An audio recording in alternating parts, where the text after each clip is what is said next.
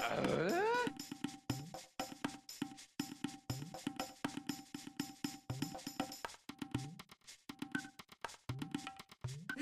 introduce me to my mind. Sega.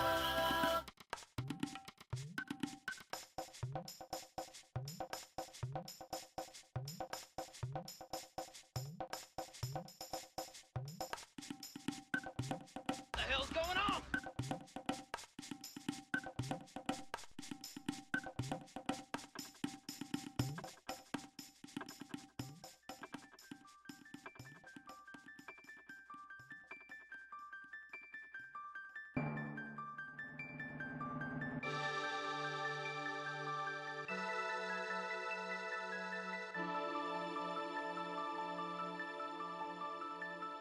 If I could turn back time,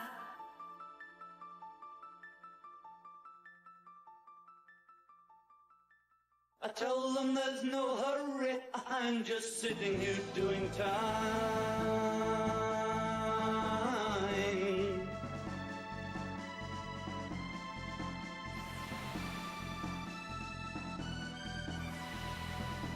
I'm going to crush you.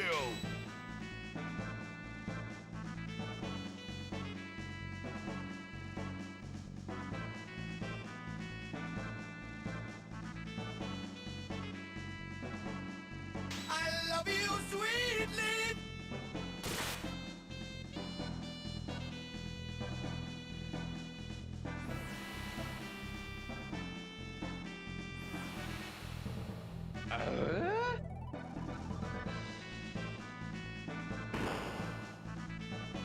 No way! I don't believe it!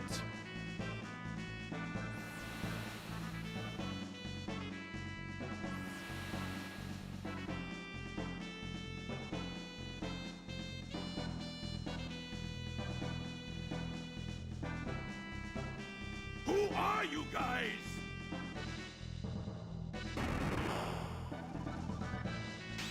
You don't want to hurt the boy, Harvey.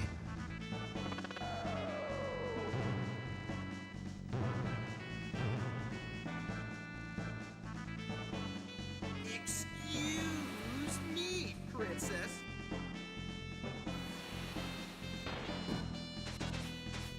That is a disgusting act.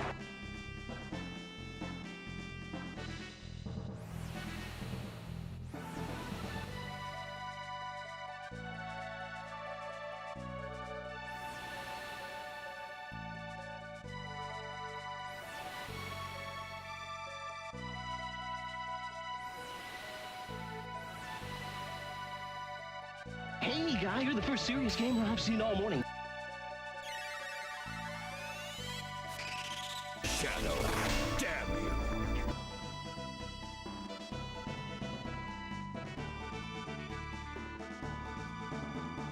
Where's that damn fourth Chaos Emerald?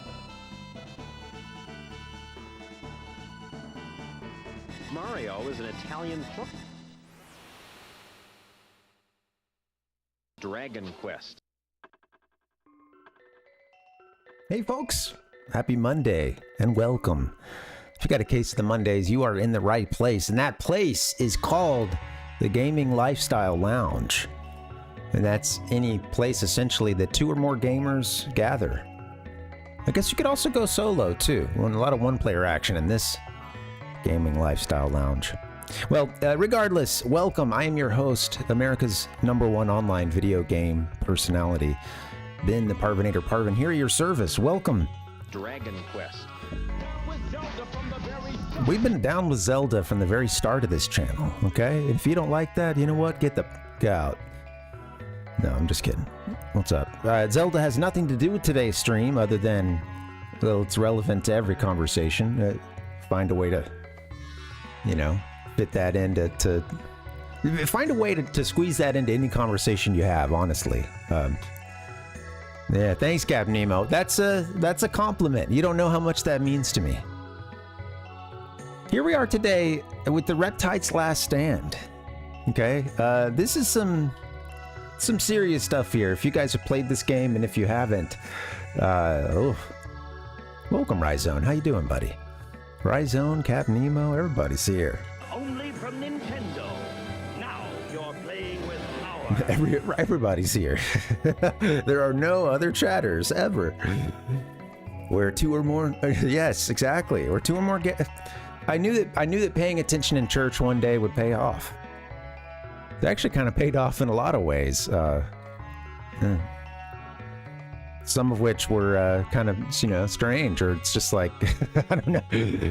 I guess as a little kid, I was like, oh yeah, I should list. Some of these rules seem like good rules for being a human. Maybe I should try to implement them into who I am. And yeah, that's, at least the ones about, loving your neighbor, so on and so forth. Try not to lie, try not to steal, try not to cheat.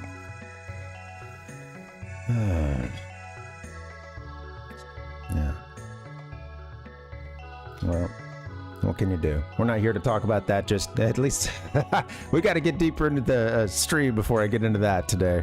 I am not feeling that great. Just a disclaimer. I'm kind of in the migraine zone right now. I don't know if you guys get this or if you've dealt with headaches, migraines, etc. But it's like I'm in that place where it's kind of like I'm very touchy. In a matter of 10 minutes, I can go from feeling really good to like, oh shit, I need to not look at any screens or lights or anything. So I don't know. I'm gonna give it a shot. I wanted to go ahead and stream anyway. I just want to let you guys know I don't feel very good today, but just getting in and just doing the slapping myself around, doing the vocal warm-ups and all that good stuff. Already feeling a little bit better. So yeah, once we get into the game, I'm sure that'll switch. Yeah, thank you, Captain Nemo. Thanks, man. No, they should be bigger. I've been skipping the push-ups the last couple of workouts. And that's probably the one in the strength training I'm doing. That's probably the one I shouldn't skip. We don't, Rhizone. Sometimes we do. I always felt like that was one of the cool things about video games, right? You get to do one of the cool things about some video games, it's not the only reason I play games, but to get to do some things that would be unacceptable outside of a game. That's the whole reason why Grand Theft Auto exists, among many others. Yeah, don't worry about it, Captain Nemo. Chronic headaches, sinus infection that hasn't gone away in several weeks, no big deal. MBD. It's all good. Fire, baby. Fire. My phone is blowing up. Let me put this thing on mute. Don't people know I'm working. It's a GTA. Yeah, Captain Nemo, on Discord, I think I sent you, check your messages. I saw that I happened to be working on something Twitch-wise and saw the chat when you were trying to trigger the Discord a couple days back. So I think maybe on your Discord account, maybe there's a message with it at this point. I can go get that right now, though, because there may be someone else. These links go away pretty quickly, but if there's anybody else that wants to join the Discord. Yeah, your name was actually the first one that pops up when it was like, when I go to invite somebody and it has like an automatic, name filled in, Cap Nemo. And I was like, oh, okay, well that's convenient. I'll just send it to him. Yeah. Hey, Gigantic, welcome. How's everyone's favorite Pingu? How you doing, buddy? Welcome. I'm a Wario. I'm gonna win. God, some of these are like so loud locally for me. I've got them limited for you, volume limited for you guys, but I have to suffer. Oh yeah, I didn't adjust these at all. I just have them in at the default. Damn. It's worth it, man. If I had to lose my hearing on anything, I'm glad it is like Yoshi sounds and etc.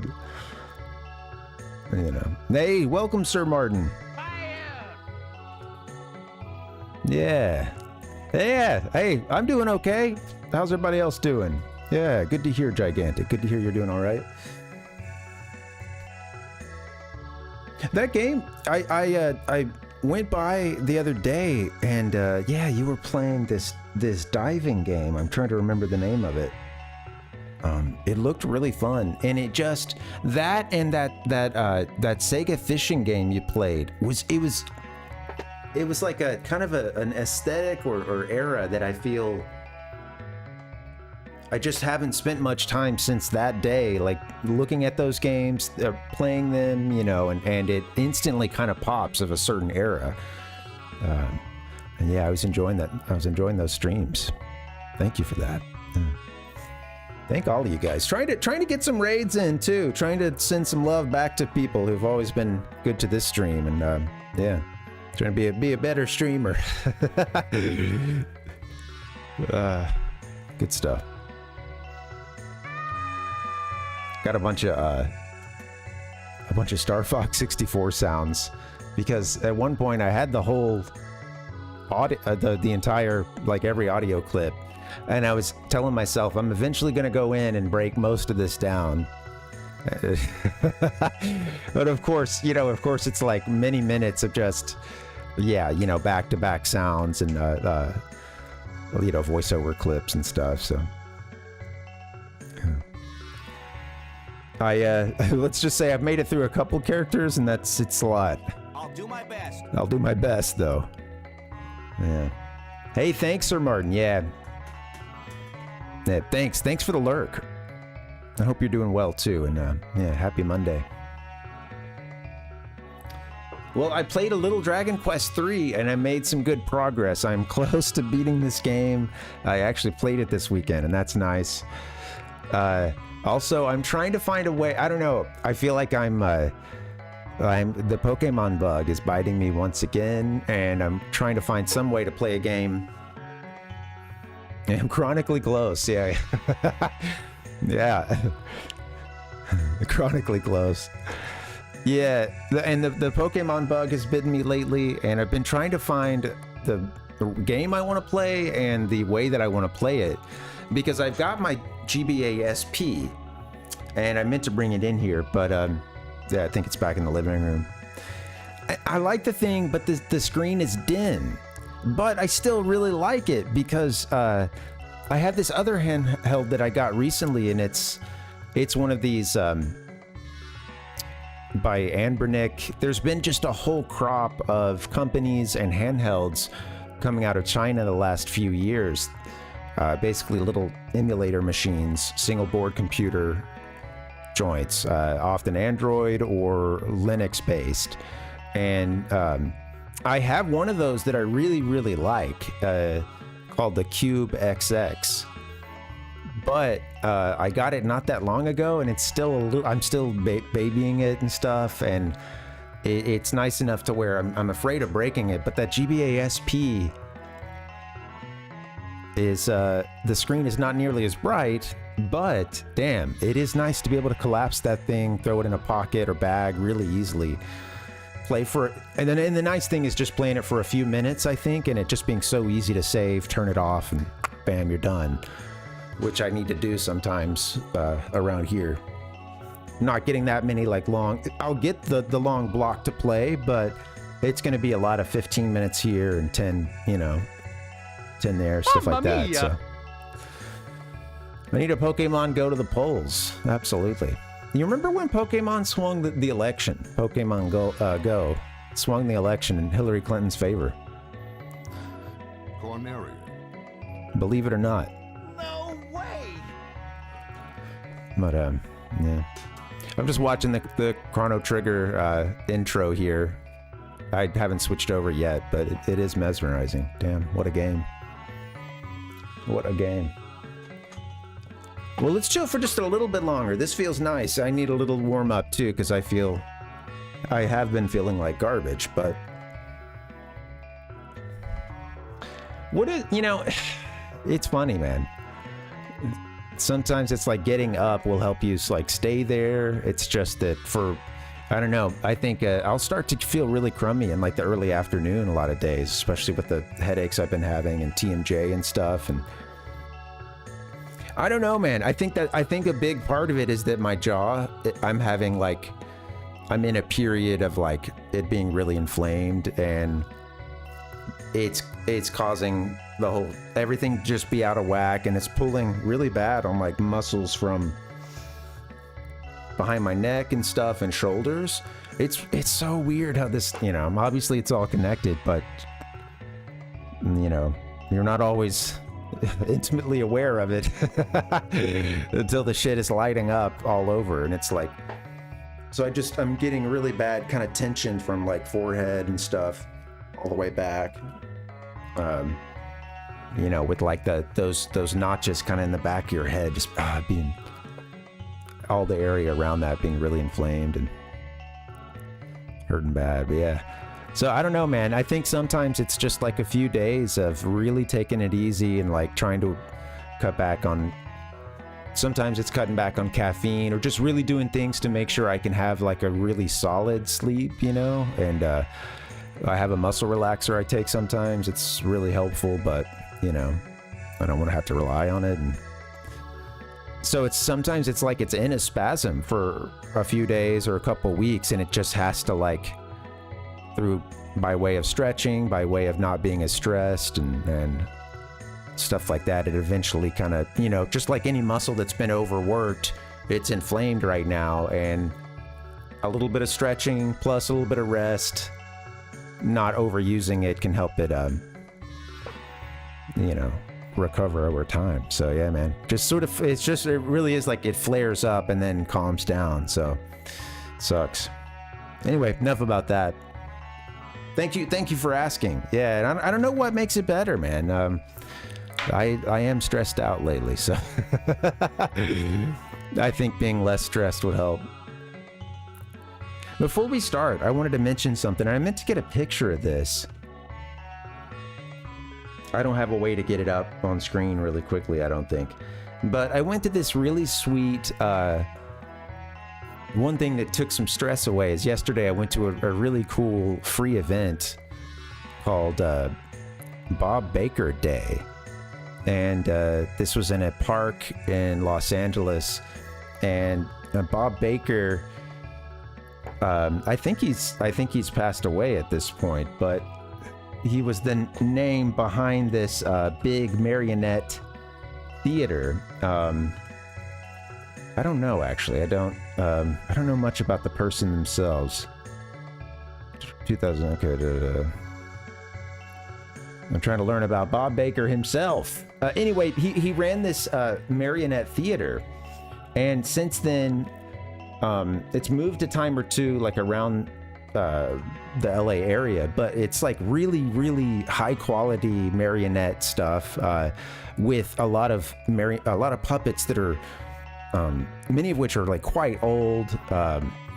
It's funny because they even have these old routines from these old puppets that were used way back in the 50s and whatnot, and even at that time they were doing like a throwback sort of ragtime. That was sort of the shtick of the theater. And you walk into the theater and it's like, painted, striped, and, red and white as you go in, and just very pretty. And they play an organ during the show.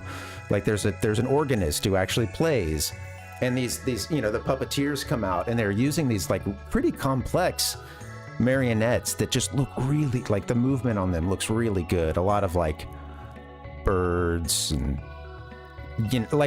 most of them are animals and stuff, and like coming out and doing a song. Like if you go to see one of their shows, it'll be, depending on if it's like the full show or whatever, it'll be, a whole show of like several different numbers, basically puppets coming out and doing a number, a song and dance, and kids can like sit down in the front and stuff, and the puppets will come up and play with them or try to jump in a lap or something, or stick some tail feathers out or something, in front of all the kids, and they throw this festival for, so there's the theater or whatever, and we had been a couple times. We have a friend who has kid and went with them. That was fun, and it's just fun. Even if you don't have kids, there's a lot of kids at heart there too at the shows. They basically once a year they do this big festival, and it's in this big park, and they had a couple stages set up, and you could get in line to see one of the shows, and they were starting a new puppet show like every 40 minutes. You know, it's like a 30-minute show or something, and a little bit less than that, but like you could get in line. It's just a ton of people, but it was all free, and yeah, it was sweet.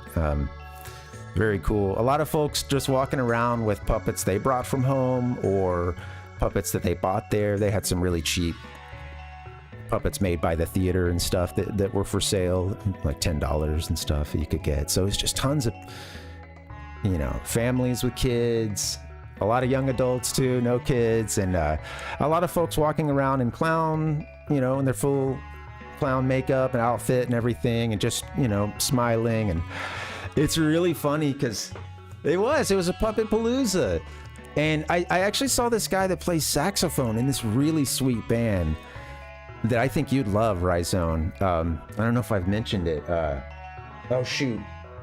Yeah, John Carroll Kirby is the name of the band. There's a saxophone in this saxophonist, sorry, in it, he does his own solo stuff too, and he's amazing. And he's a big guy, and he's up there like he dances whole shows, multi-instrumentalist, plays clarinet and saxophone and all those variations, woodwind and whatnot, and flute, etc. And he, at one point we're walking around, and it's a big crowd and stuff, but at one point we're walking around, and he was pushing this cart with like free fun music vibes or something is what it said, and it just had all these little maracas and drums and a keyboard, and you know, and he was playing on his saxophone, and you know, that was like moving around, and kids were coming up and grabbing some, you know, shakers. Or it's just really fun, man. I love arts festivals like that, and I have some really like fond, some really like pivotal memories of mine of going to like this free arts festival in the like city near where I grew up. And I don't know, man, I love that stuff. I think there needs to be so much more of it, you know. And it was so enriching, like see everybody there with their families and getting out. It was a nice sunny day too. Sweet. I had to get a couple pictures. Let me find something real quick of like from them, just to kind of show you an example. They have a lot of like classic puppets, and then a lot of newer stuff too. But yeah, it was it's really funny because a lot of the songs are really out of this, like, you know, bygone showbiz era, and including some like ragtime stuff, and a lot of like, you know, one of the characters came out and did like a little boop boop be doop, did that song among others. There's a lot of like yeah, music from like swing and jazz and stuff like that. But anyway, we'll move on to the game in just a bit, but I just wanted to chill with you guys and talk about that. Me too, man. Who doesn't like a little ragtime, you know? Tell that to Koji Kondo. You don't like ragtime. Oh, you don't like a Mario Athletic theme? No, all right. I'm trying to get a picture up here. I don't know how to stream. Downloads. Okay, that's why I went to the Mario 64 folder. Well, it might as well be. It looks like something out of Peach's Castle. This is the actual theater. You know, this is like the indoor theater or whatever. You can't really see how cool. There's actually, this might have been the old one, but they actually have it painted with like all these seats and benches and stuff. It's a really old school looking theater. But yeah, you got an organist there. That's not the best photo, but pretty sweet. I want to get something of these puppets too, then I'll move on. Hold on. I got one video here. Maybe I could get it. You know what? That'd be... I had a video I took yesterday, but it's like on my phone, And sadly, I don't have a fast way to get it to you guys here. Gosh darn it. What if I did this? 1 second. You know, yeah, you know what? Forget about it. Forget about it. I'm going to see if I can find a picture here locally. Anyway, really cool stuff and really high quality puppets. And it's also like a school and stuff too. So there, a lot of the folks doing it are in training and fun stuff. Kind of like a Los Angeles institution, apparently. Been around for a bit. Yeah. It's true, Rhizone. All right. Anyway, thanks for hanging, guys. What's up? Happy Monday. No more puppetry. We'll move on. If you come to the area, though, if you make it to Southern California, if you want a kind of interesting thing that may not be on a lot of standard tourist lists, look up Bob Baker's Marionette Theater. Whether you have kids or not, it's I don't know. It's a very fantastical experience. Yeah, good stuff.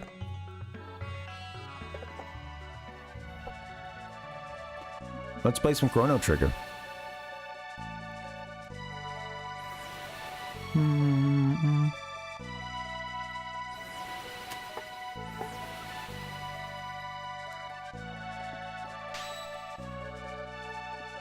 Oh, whoops.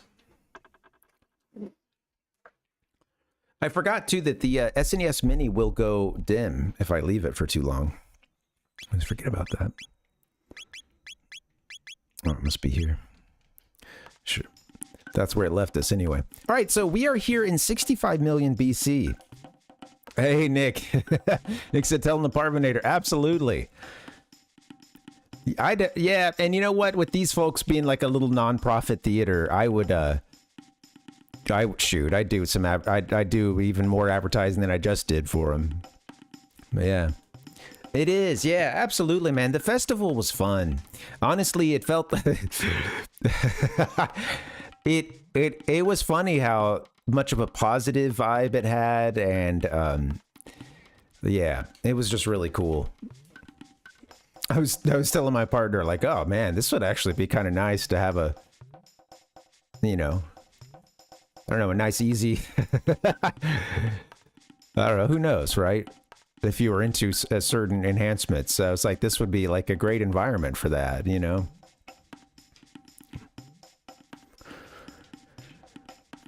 Certain enhancements like, well, we're going to give our characters here in just a bit. We're going to be earning a dactyl, which is going to be our, like, our mount here, our air mount. Just to give you guys a little bit of this story, the last thing we did is, okay, last really big storyline beat before we got to this point, or what brought us to this point, was our party took on Magus, right? We had just we just had the Masamune repaired. Frog was all pumped. He goes to settle some bad blood between he and Magus. I think I picked up one of my first losses then too. I don't know if I have lost prior to that, but I lost the Magus battle the first time, I think. It just got a little away from me. But when it came back, we beat him. In that process, he is trying to summon Lavos.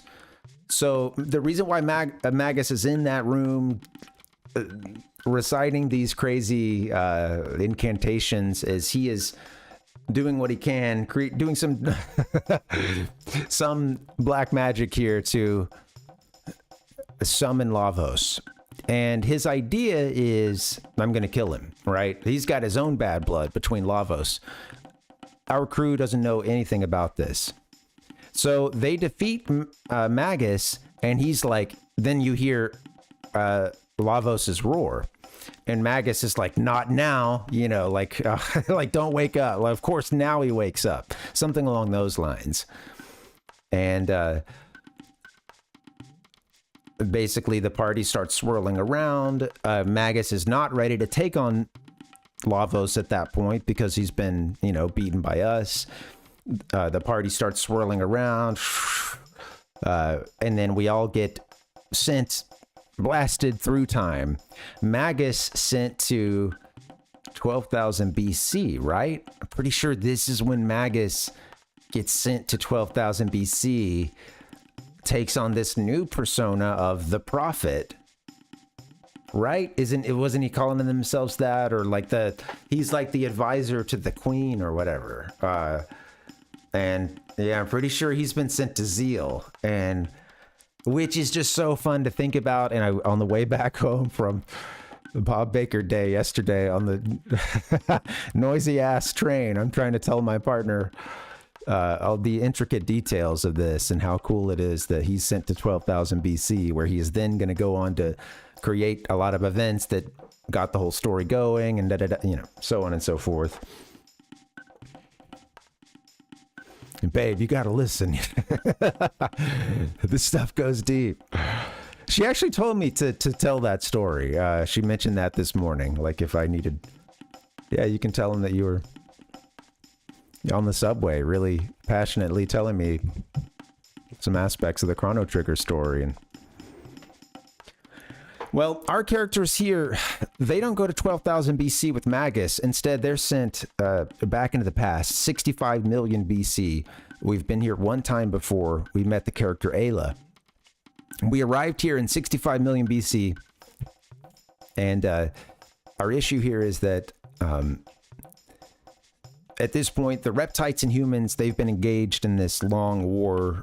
And other than our kind of assistance during that last time that we were there, the Reptites have been getting the upper hand in this. They're also incredibly intelligent and seem to be able to have like a great capacity for architecture, for science, and for also death and destruction too. And the humans are kind of on the back ropes here. Now, something our party is going to do helps tilt the scales bigly in the direction of the humans.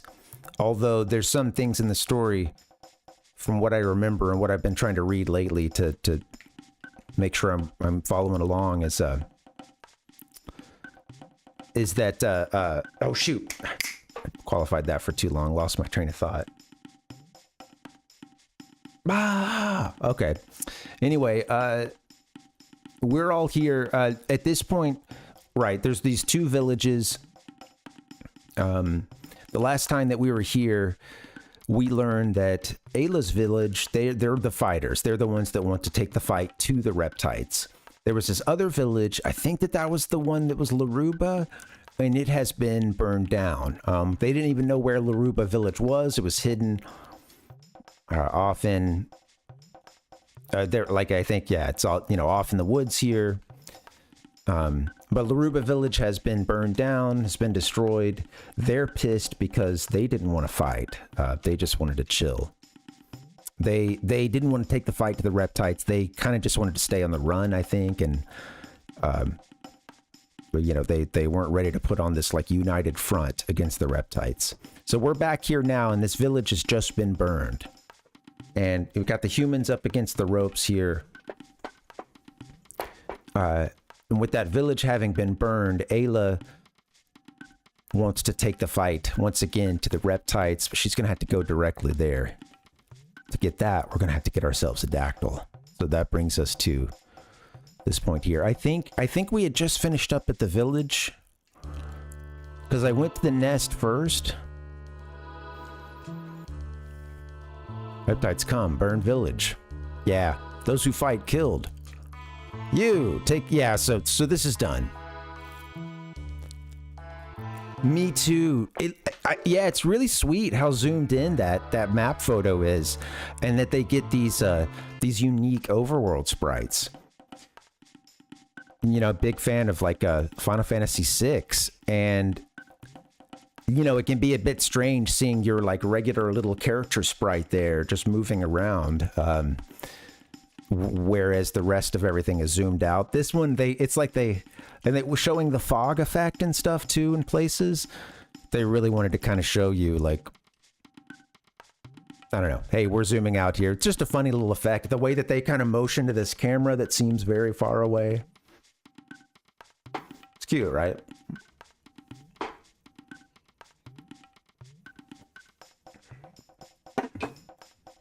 That's a good call.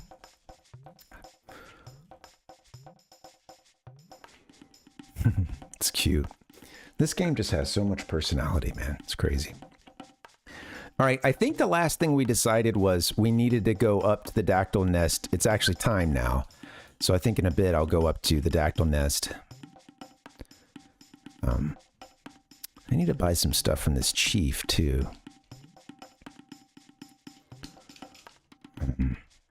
I can't remember if there's anything we need to, like, sit here and grind for, because I know that, I know there's a, like, a ruby vest and stuff that is really... The ruby stuff is very helpful to us later on.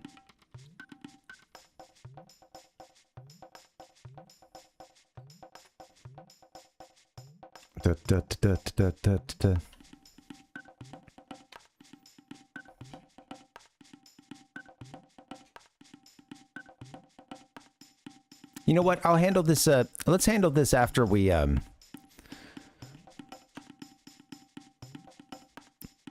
think I had just traded for some things. Let's handle this after we get our dactyl, if we can. No, we don't need to go to the meeting site. You can go around it. Pretty sure we head up here now. Actually, time. This is a fun song.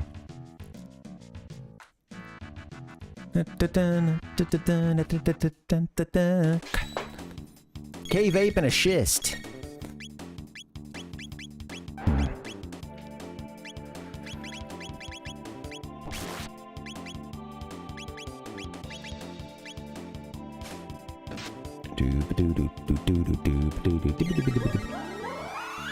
You know, like I said, I've been trying to think of a Pokemon to play, and I have Leaf Green. I have it on that GBA. Pretty excited to maybe keep playing that, but the wild card here is Emerald, which I own.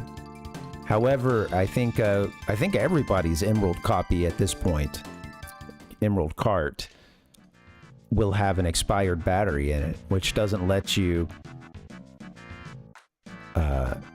do certain, like, timed events, sadly.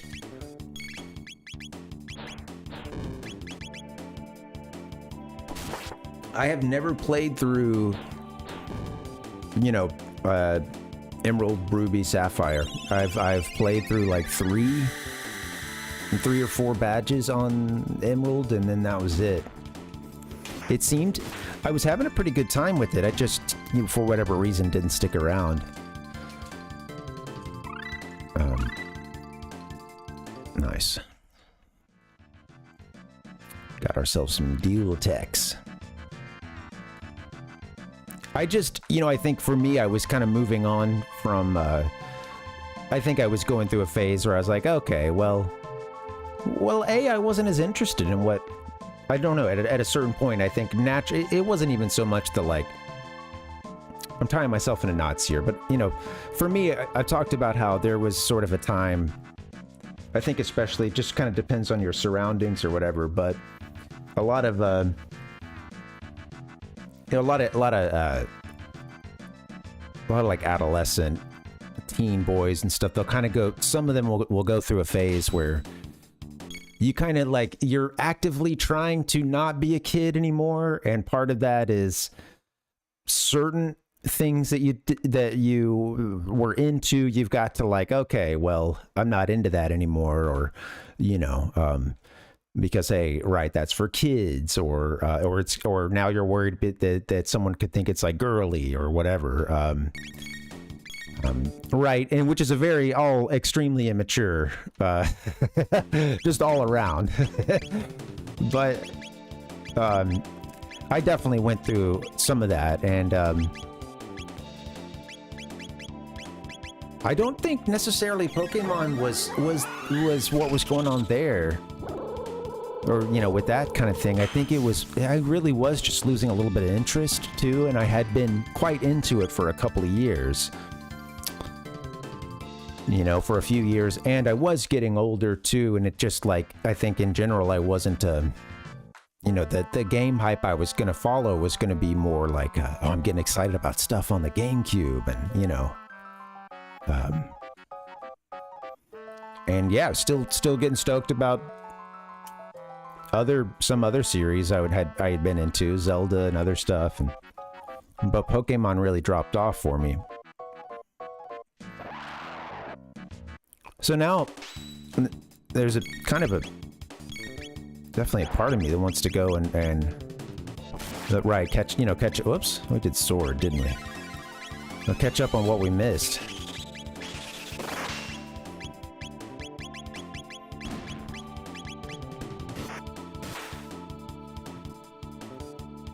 Yeah. Oh, that's funny. Yeah, sorry, Rhizone. Yeah, people are dumb about this stuff, and, like, it's, you know, that's just, like, some of that too is being a kid and being around little shit, other kids, and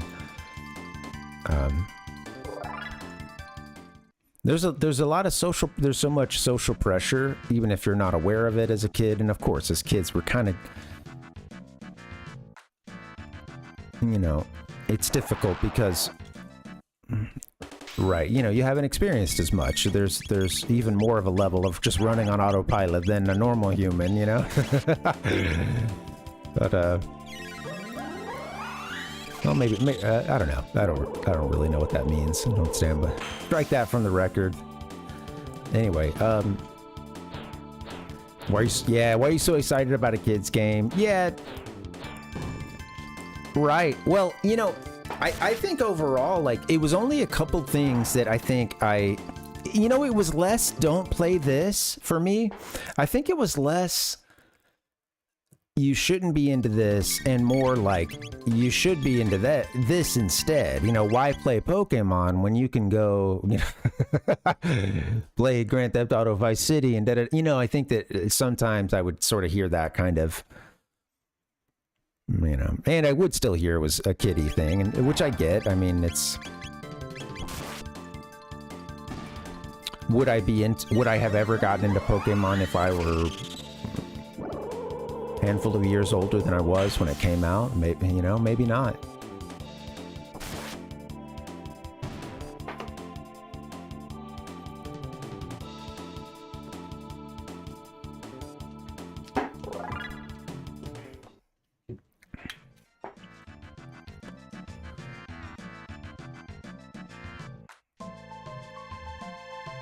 Yeah, and of course, worrying about too much what other, you know, how everyone else sees you is, yeah, it's tough.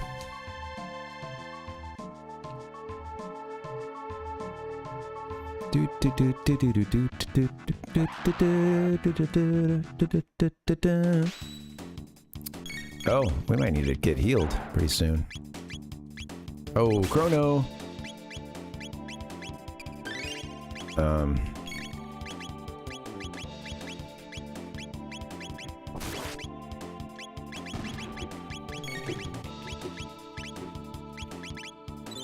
Playing bad.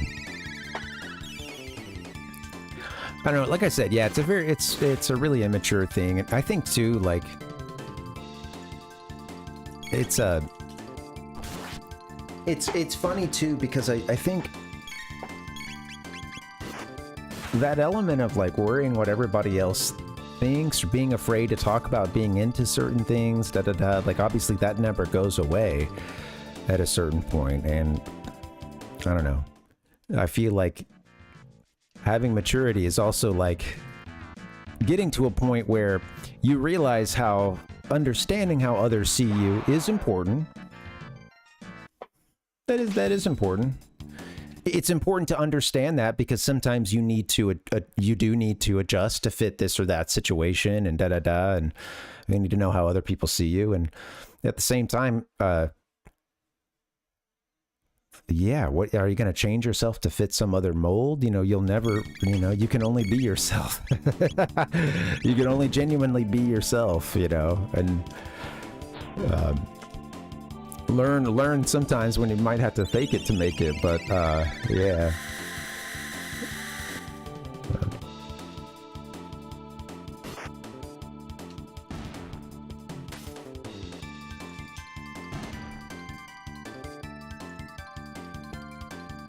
Also, the whole judgment based on like what pop culture, what pop culture you're consuming. Of course, that's, you know, yeah, generally not even a good starting place, right?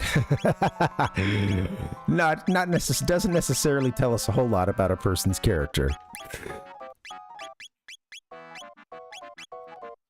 Although I suppose yeah, assumptions can be made. But... all right, here we go. Let's get all healed up.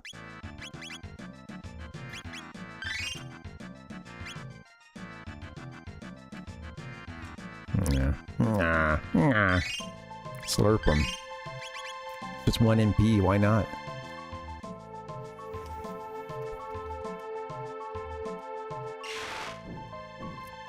Here we are. There's the GIF I started the game with. Heck yeah.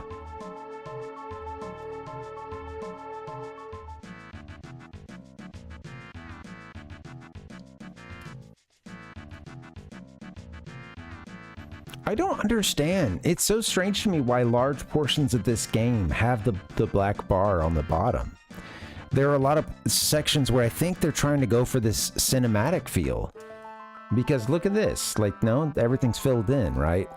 You would think I might have my screen adjusted, but there are several sections where it does this. I'm usually not one that, black bars don't bug me much, you know, just because you're dealing with different aspect ratios and, you know, like on my little handheld and stuff, I can play stuff that isn't like the perfect aspect ratio or has like a, you know, uses the black bars to make it better. And well, yeah, I don't know, for whatever reason that bugs me, just having that extra space down there. Chrono. All right, here's Ayla. Look at her Toriyama dinosaur too. Look at this cute guy. Don't even think about leaving us behind. No. Tyranno lair, dangerous. Maybe all perish. Will perish, General. Don't worry. Oh, yeah.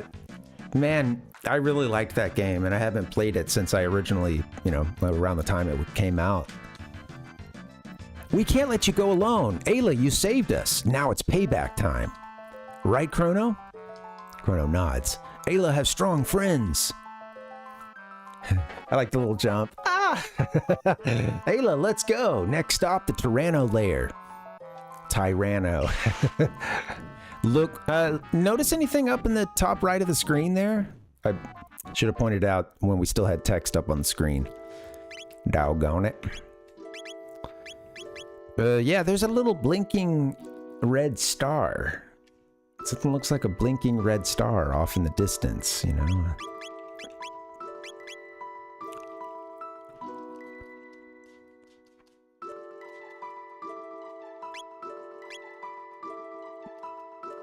Well, yeah.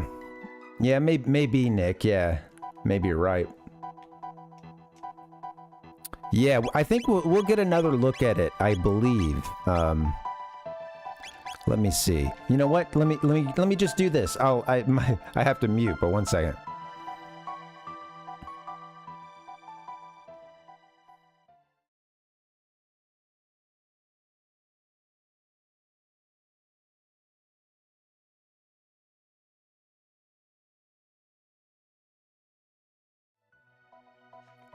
Yeah, I could just add a microphone there. Oops, who did I put in our party? Oh well, we can fix this. There it is. Ding. Yeah. Yeah, so we've got a bright red star looking thing off way up in the heavens. Strange.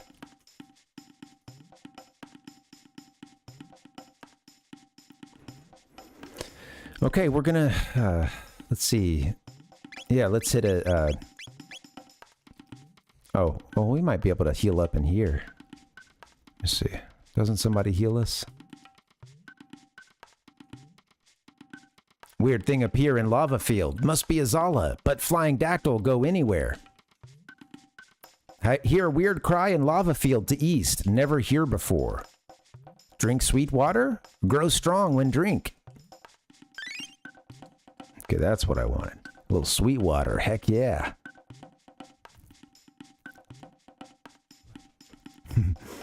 That'll light your R-wing. So something off to the east. What's going on here? I don't, is this the, like, a little piece of, is there like a little lava spawn? Oh, this is it. You're just supposed to go over to where their headquarters is, I guess. Okay. They said it landed off in a field or something off to the east, huh?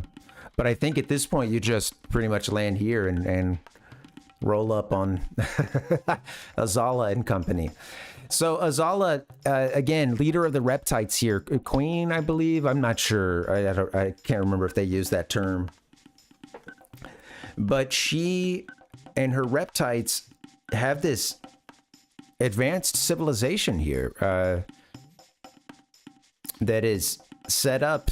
They've built their headquarters here in this volcanic, this volcanic mountain range. And I was reading that some of the justification for that was because they're cold-blooded lizards. So they wanted a nice warm place to stay. So that's where they made their base. And they're very advanced. As you can see, they've built a giant structure here. They are really a step ahead of humans in many ways.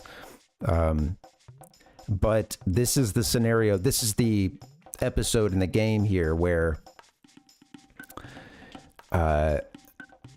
their supremacy comes to an end. And yeah, there's been this war between the humans and the Reptites, but there's events that are going to happen here pretty soon. They're really set in motion for the humans to be the ones that go on to, survive and thrive and, set the whole game up, pretty much. Interesting. This is a very important scenario here with a couple things, but really with this game, if you try to find any one scenario to cut out, I'm sure it can be done. And I think when you get to some of the stuff later with a certain, what's his name? Norman Beckler or I can't, so some of that stuff, whatever his name was, Wilhelm Beckler or something, and a certain replacing doll and all that. Some of that is a bit wacky and maybe could have found a more elegant way to deal with it. But, yeah. All that is to say that, some pretty big events happen in this one. We're going to see the humans win this battle between humans and Reptites, and we're going to see what happens to basically put this world into an ice age. And why it is that the Reptites, we don't see them in the future, when they're so advanced at this point. My thing is, though, we can still come back and buy that sweet armor, right? Like, there's some stuff I know I need to be getting from here. Is it this one? Yeah. Many things for trade. Want to know items? Yes. Petal and Fang equals Dream Gun, Dream Bow, Magma Hand. Okay. Dream Bow, Magma Hand. Aeon Blade, Ruby Vest, Rock Helm for trade. We need those Ruby Vests. That's going to be very important. Fang and Feather. Yeah.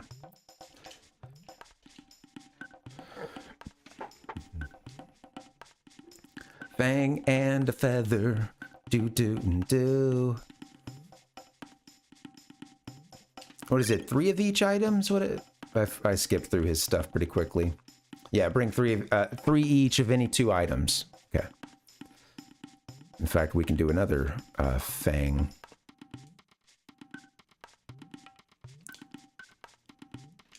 Fang and feather. How many of these puppies do we have? I may have already bought one. Let me see. How many of these puppies? A lava base, come on, it is quite villainous, you know. A base inside a volcano. Dun-dun, dun-dun, dun-dun.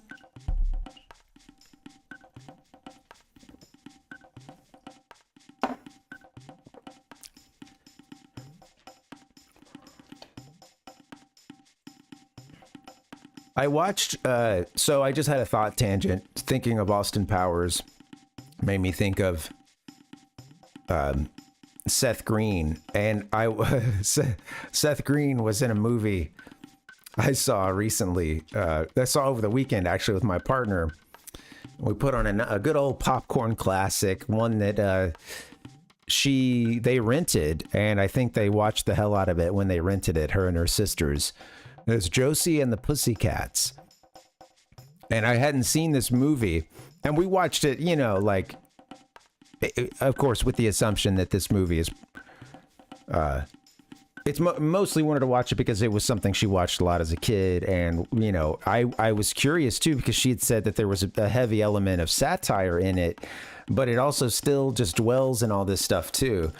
Because there's this strange, like, well, not strange, but I didn't realize that the whole movie was kind of done as this kind of tongue-in-cheek thing, and I had never watched like the cartoon or anything, and I barely remember the movie coming out in like 2001, but it was mostly funny as a time capsule, you know.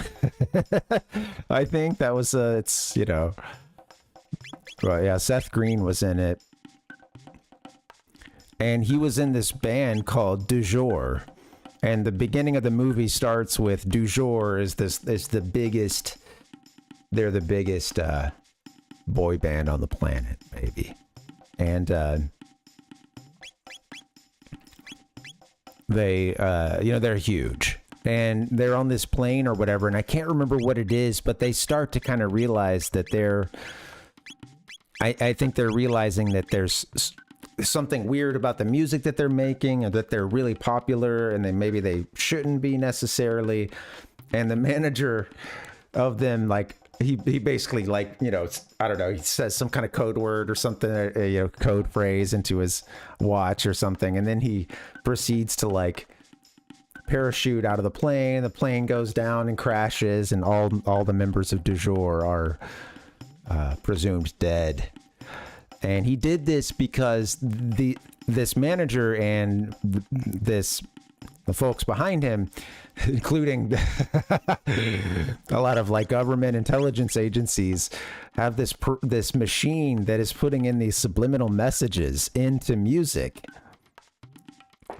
And it's just still all as a comedy, you know, like it's all as a, you know, not even that part. I wouldn't even say dark comedy. They played like that, you know. But yeah, the plane goes down and crashes, and it's time to get a new band. You know, it's time to get a new band basically for this manager, because yeah, everyone's on to it. They're like, you know, they got to get a new band, but basically, like, when people hear their music, they run out and they go make all these like purchasing decisions and stuff. And that's because in the music, and eventually they show this scene where they're like trying to isolate it, and they find, oh, there's like one channel in there or something that's doing these subliminal messages, you know, like, buy this, and think this about this person. So it's an interesting movie because it has that satire element to it the whole way through. But every scene has such crazy product placement in it that I had to wonder, like, and I haven't looked this up yet, but I was like, surely they're probably still getting paid for a lot of this product placement. Like, it's part of the joke, is that so many scenes there will be a giant logo in the back. Every logo is facing, and logos where they shouldn't be, and da-da-da. And that's because, like, the home that Josie and the Pussycats are put into, it's all covered in advertising and da-da-da, and it's the government and the advertising agencies that are trying to trick everyone through this crappy music or something, or through music that is loved a little more because of the brainwashing and less because of like how good it is, you know. And that's like they start to worry, I guess, when they realize that those messages are in, you know, kind of plays on their fears, is like, wait, all this was too fast. We got signed too fast. Nobody, you know, are we even that good? Da da da. But so it's just kind of a strange, I don't know, strange little experiment. And I have to imagine that even though it's like as satirical as it was, it being such a big movie, I have to think there was still some payment for some of that, or all of that product placement, which was just all over the place. So, you know, just kind of strange, right?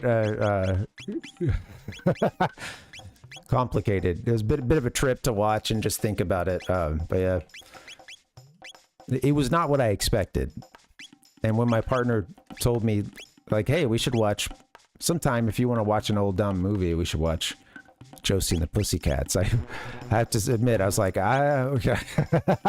I didn't see that being an interesting outcome, but at first, but this proved me wrong. Okay. Yeah, pretty soon he's gonna want that ruby vest, I think. Everybody's got... I might have purchased an extra ruby vest, too. I'll chill on that for just a second. I know later we're going to be getting roasted by a giant dinosaur, so we're going to want... we're going to want to be able to block that fire. Yeah. Exactly, Rhizone, right. And it's so yeah, that's what I'm getting at here, is that it's funny. It's kind of a similar thing to me with the Barbie thing of like, you know, no matter how, you know, it's like, I know that ostensibly it's like a, you know, it's played as this like satire and it's making fun of these things. But it just, of course, it just lives within it and dwells within it and is, you know, it's like within the advertising aspect of it all. And it's still, you know, still being such an ad, essentially an ad. How you doing, Francisco? Welcome, buddy. Welcome.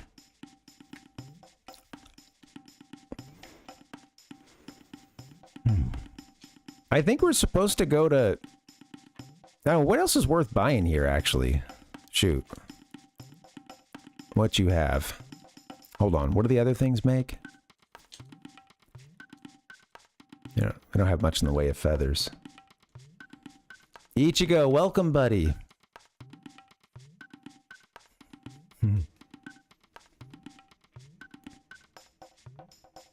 That's funny. Yeah, well, it's perfect, Rhizone. I had no idea. Yeah. It is apt. Very appropriate. How you doing, Ichigo? Welcome, buddy. Welcome.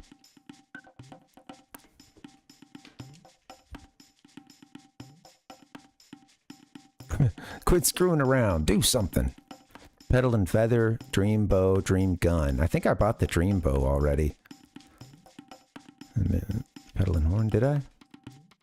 Oh shoot, there's more stuff here. Did I write this down? No, there's a... Hold on.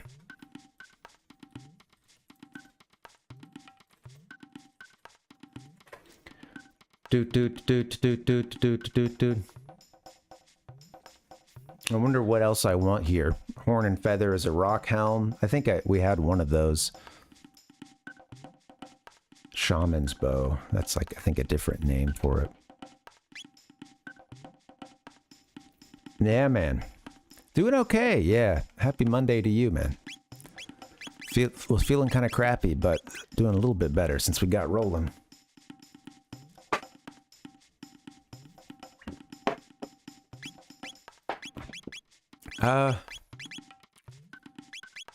We're good on ruby vests. We've got at least one rock helm. Who do I have? Marl, Ayla, and Chrono? Okay. I don't know if I need Marl. We rolling. We rolling. Man, where is... I've got that. I used to have it on the soundboard, but... It's one of those mini sounds that hasn't made it back since its original. You know what, guys? I gotta take a little break. Sorry, I gotta get a little bio break in.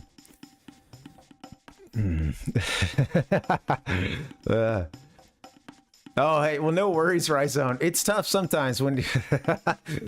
Yeah. Hey, you're just trying to follow up on something we're talking about. I appreciate that.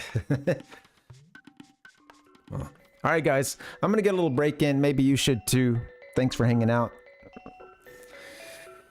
Hope to see you back here in a few minutes. BRB.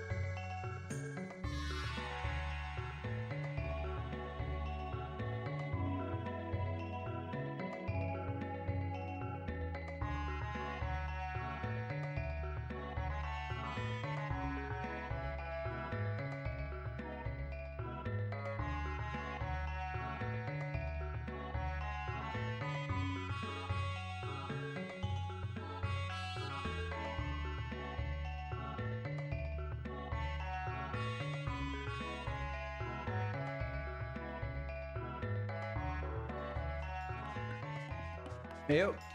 All right. Boom, boom. Cool. We're back. Down with Zelda. Oh, speaking of being down with Zelda, there was two things. Whoops. Sorry. I almost changed screens there. All right. We're back. We're good. All right. While I was out, it's funny because sometimes my partner will have a break between her meetings and she'll catch a little bit of the stream. And she had a couple updates for me to update some things that were said and not said just now. One thing not said, and I would, and yeah, I should have mentioned this maybe from the get-go, because this is honestly some of the biggest news here in the Parvinator household.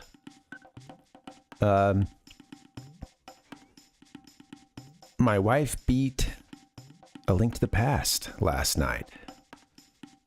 I came home from a big, Bob Baker day, walking around with a ton of puppets, having a great time, smiles, right? We came home, we chilled. She fired up the Super Nintendo or the, well, actually she's been playing it on the Switch.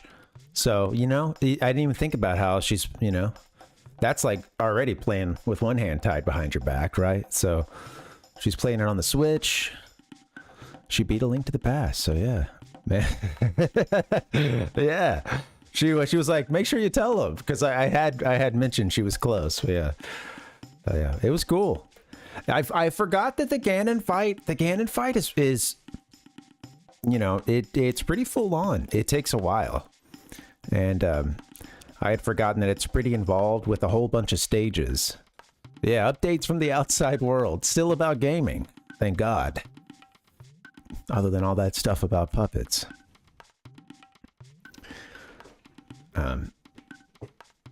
Yeah, but anyway, congrats to her. It was cool. It's funny because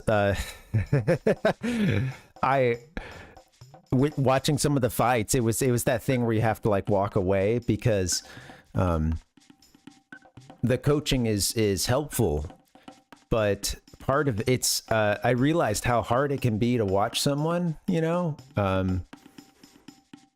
and it was not like oh my God, I want to say something. It was more just like, well, they'll have to, this little phase here, like she'll get it. She's already getting it. She's had it before, I'm gonna step away for a little bit, let her do what she needs to do, and it will be finished. And yeah, done. Pretty sweet game. Watching her play it reminded me that game can make the combat can be kind of tough, like it is. You got to be paying attention to where Link's facing when you swing your sword. Sounds really, really basic, right? But for whatever reason, that can, of course, be much more difficult when you're not Z-targeting everything. And, in some ways, I feel especially like Zelda going 3D, in some ways, the series got easier. I feel combat-wise, I think I've always felt that. Puzzle-wise, of course, it took a step into a new dimension, but oh yeah, when you're playing A Link to the Past or something like that, you've got to, of course, you've got enemies that really just want to squat on top of you as well, and you've got to stay moving. You've got to constantly make sure which way you're facing, and it could be tough using something like a fire rod, hitting something from across the room when you have limited time. So you pull away too quickly before you actually, You've got to be very, you got to get good. It was cool to see her get good. And those first playthroughs of that game, man, can be brutal. So, yeah.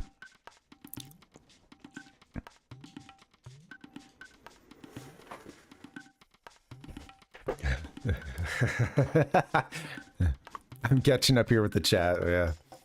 Yeah. Yeah. Yeah. Oh man, it was good. Second thing she mentioned, and we'll get to our gaming.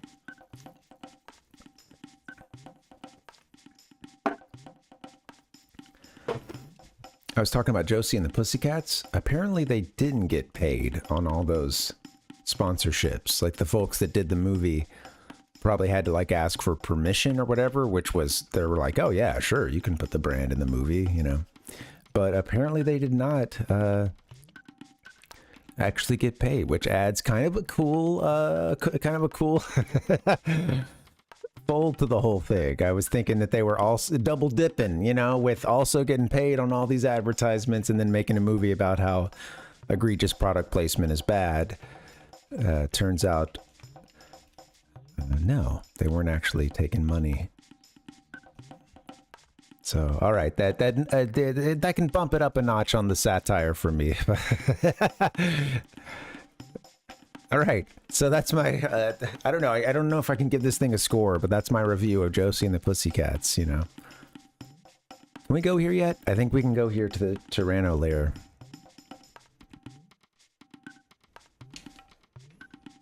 Can I come back and buy things after this scenario?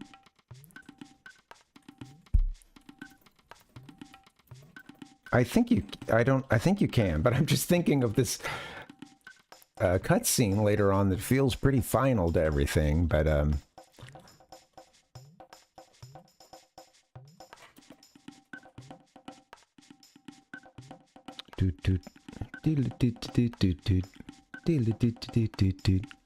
think you can. Let's start going up in there. Let's bust in. Are there any other things we should buy, though? I got hung up on that last time.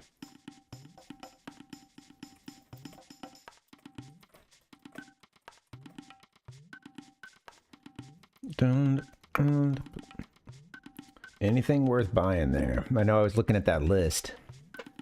Ruby gun. Hard to play an RPG like this. You're feeling talkative. So you just take your time with it.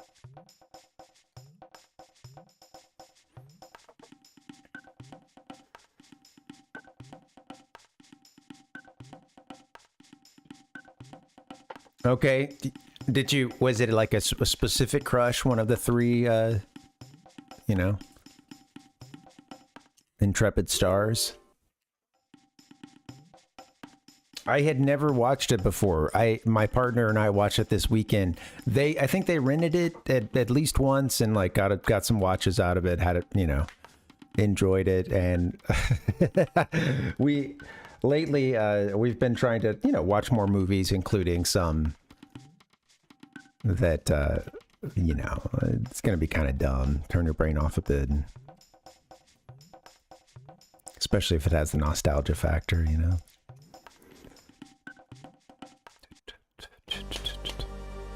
All right, into the Chrono layer.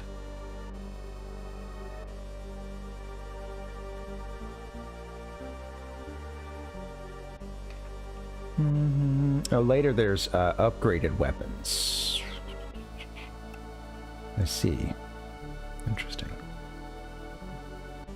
Mammoth tusk.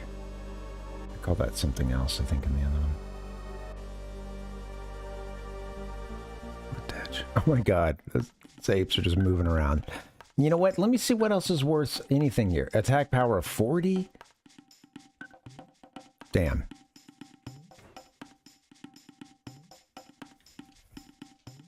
I've been on kind of cruise control so far, but purchasing decisions sometimes will do that, you know?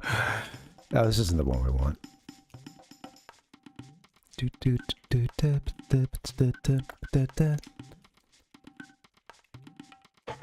Ioka Hut. Okay. What do you got? No. I'm surprised they'll even take our money. Want to know items?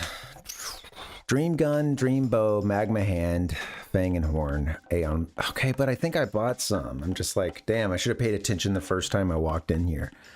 I think I purchased the Aeon blade, horn and feathers, the rock helm.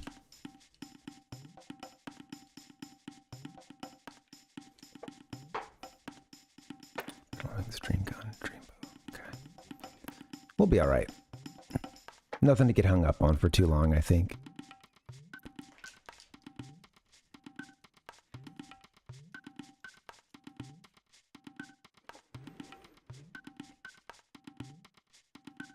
We only have, what, feather? Okay, 2 feathers. We'll come back. What's a fang and a horn? I forgot what that was. Aeon blade. I think we purchased it. We'll get out of here. Doot. He's got the Aeon blade. Let's get out. I gotta fight some. I gotta get into a battle. I'm going menu crazy. Paralysis by analysis. Damn, gets you every time. All right, here we are. This guy was really moving fast, I think, when I was on the way out of here earlier. I saw... Oh! Okay, if you step in there, This is fun. Where's my ape sound effects? Oh, I can't run, and this is not gonna work.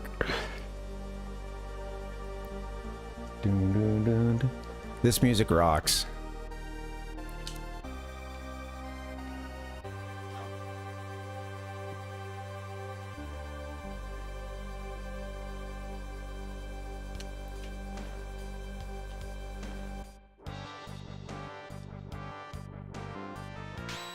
Cave apes and reptites. Cave-ites.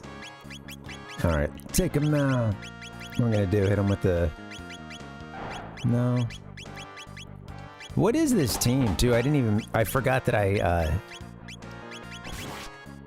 meant to get someone... I was thinking of someone other than Marl, but it's pretty cool because she can heal. She's a strong magic user, too.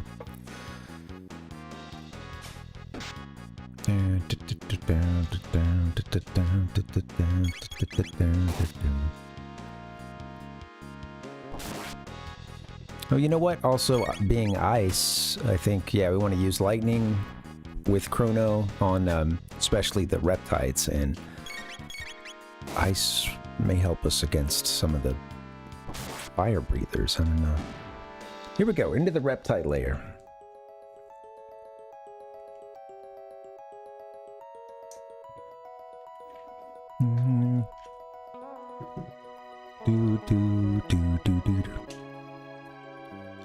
Tyranno lair. So yeah, they built their lair into a ridge of volcanoes. Now stay warm. These guys look like they have bowling ball heads too. I don't know if it goes dim when I pause, but yeah, what they've got like the they got little 3 holes in the top of their head. Just the kind of, I don't know, just Toriyama's like sort of alien skin blemish, you know, kind of thing that he would always do. Pretty sweet. How strong are these? Not at all.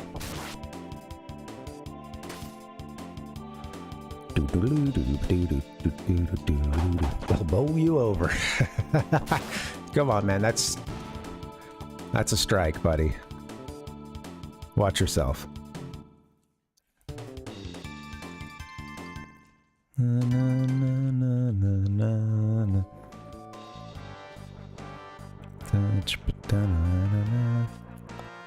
Spare me the puns, buddy. Get out of here. Where are we going? The crew just starts running with let's turn it into an escort mission. So if we had followed them, see, a little secret here, right? A little known secret. In the next, yeah, you go back outside. I'm sure we've missed it by now. Yeah, you would have caught a little cutscene here of them chasing down a few reptites and just beating the shit out of them, you know. Just not holding every one of them's thinking about their own family and friends that have been killed by these guys, and it's just like at this point it feels like one group is going extinct, you know, and that's a feeling that will kind of, yeah, come to play a little bit later. Damn, can we not get in there anymore? Open the... Was that a one-time thing? Holy shit. What? What was in... Okay, was anything cool in there? Alright, well...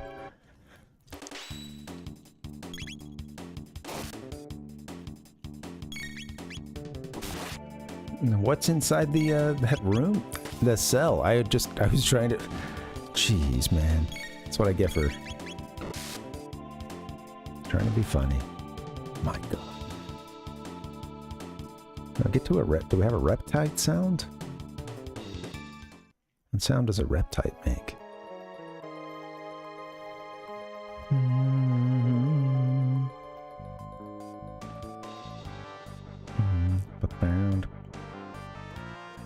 Shh. I don't know why I cannot hit the button.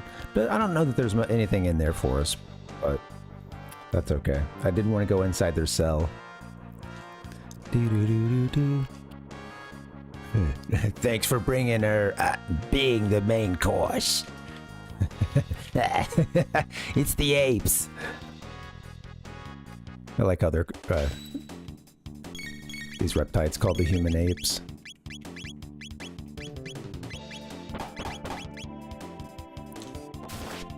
And they'll gang up on a character too. Get out of there.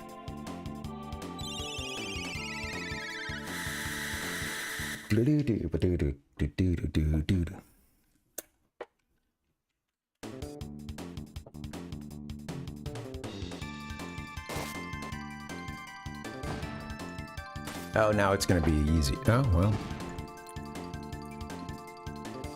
There you go. Just enough, Morrow.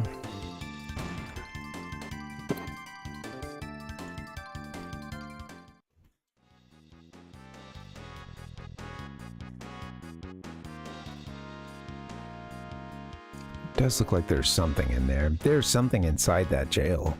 Honey, can I not get in there now? Son of a bitch.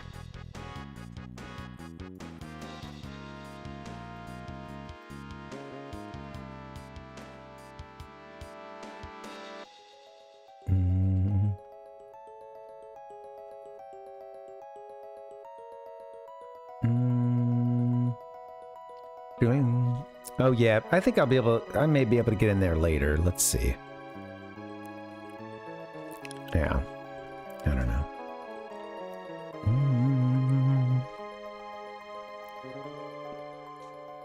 That's a new. Okay, sorry, different level. Kino speaker. Ayla, Kino, get back. Ayla, save you. So something I was reading said that these are brother and sister. Did I miss that part of the story? Because I certainly had that relationship misunderstood. Wow. Says Marl. Sorry, Ayla. All Kino's fault. Sorry, Ayla. All Kino's fault.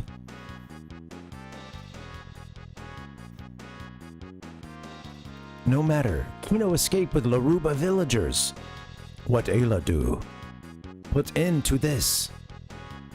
Kino go too. Kino no come. If Ayla dead, Kino new chief of Yoka. Ayla. Ayla? Some people say Ayla. What's it say in the Japanese?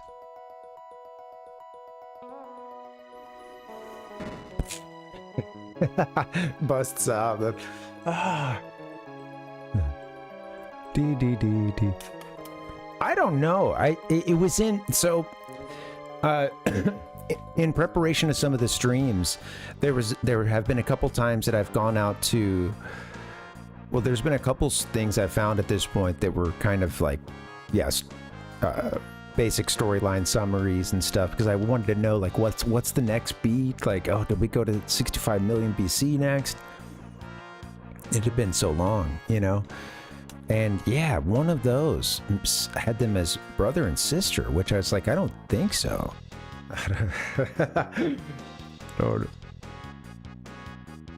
I think that he's even jealous about her like wanting, like liking Chrono and stuff, and she's like, no, I like you, you know, I think at one point. I don't know, like, you know, understand and show you something.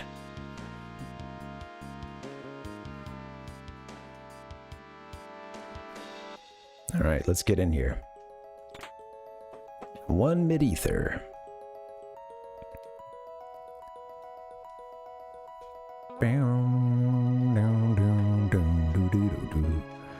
I can't sing. No.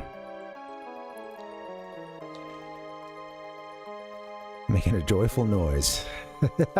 I keep doing the same thing, huh? Kino. Hey.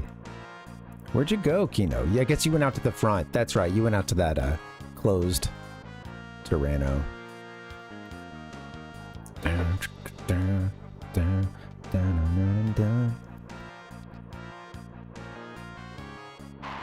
The like faux guitar, the faux electric guitar here.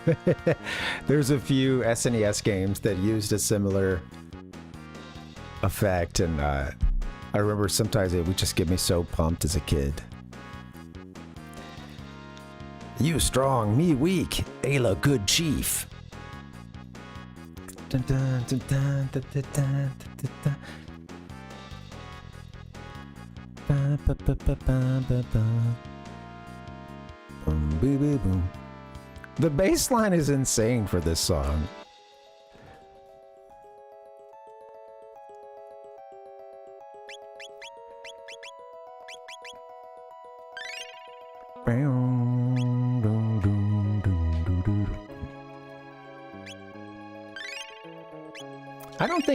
I don't know. I'm gonna shout out to the rhythm sections of the world.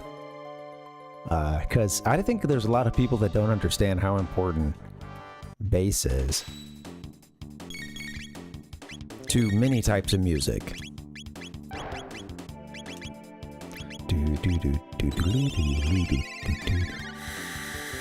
And how much it can make some songs. Yeah. Anything with the bass line, that's a done deal.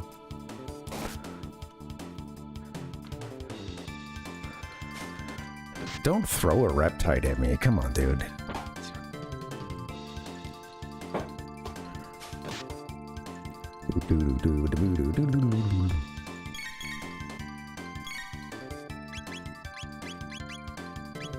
Take him out. Just being lazy, I guess. Physical attack.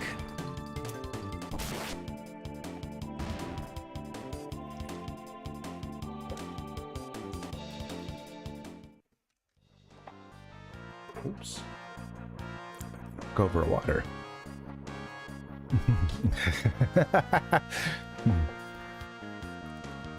Well, it sounds like a sick bass line, the Rhizome. Okay. Oh.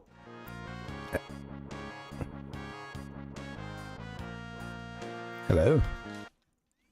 Marl's almost stepping on the switch there. That's great. Oops. Marl, look out. All right.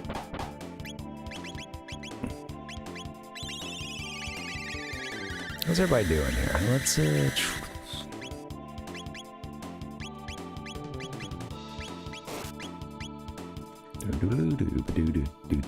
shocked. Buck Bumble.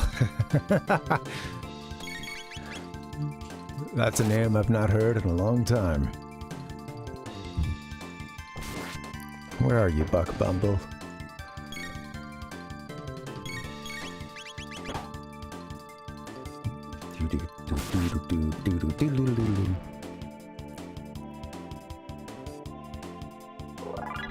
Chronos, level up. There we go. What's the switch do? Oh, okay, cool. So let's drop down one of these, or no? Okay, there's passages. I see. I see the openings here.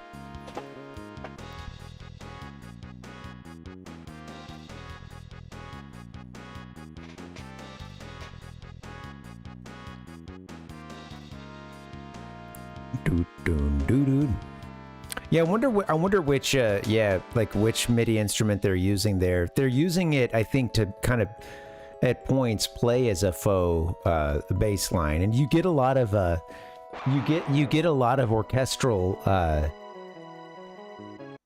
That one sounds to me. That one there sounds to me like some MIDI, like fretless bass sound or something. But yeah, you know, I'd be curious. I'm out of my, definitely out of my, my league on this.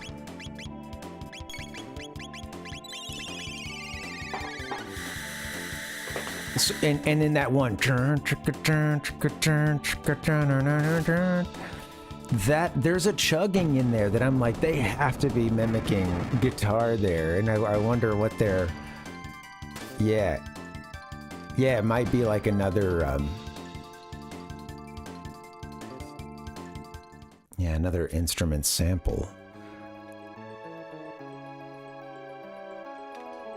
Look at this, look at their layer here. You know, this multi-story.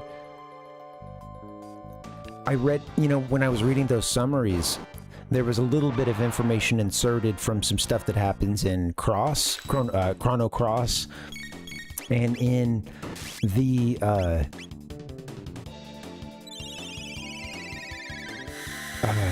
what is that one? It's like alternate dimensions of this game, and there is one in which the Reptites go on to have their advanced civilization. That's their kind of their equivalent or counterpart to Zeal, sort of, for their people.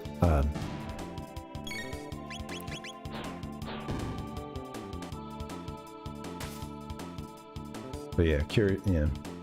Radical Dreamers. Do, do, do, do, do, do, do.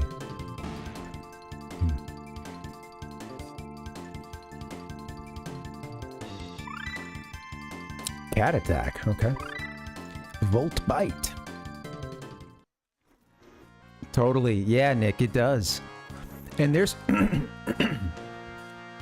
I think it's interesting to me, like, the way in which some instruments that haven't been in rock in a while or don't get used often, there's a bit of a resurgence with that. And like, I remember going to a festival a few years back. Whoops. Must be the one on the left. And there were like a few bands with, that's the, this is where the prisoners were, I suppose. There were a few bands with saxophone and still around, including some that were very kind of like punk and, you know, like otherwise sort of like an experimental garage and punk, you know, sort of feel to it.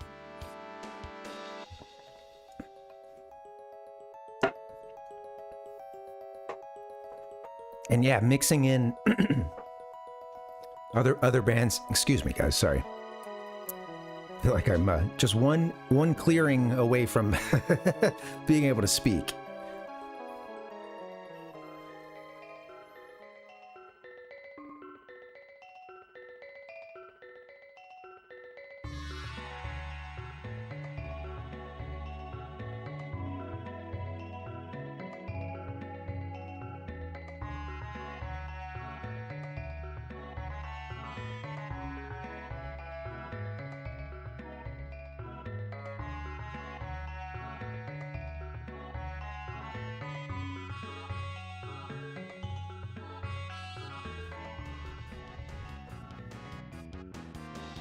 Okay.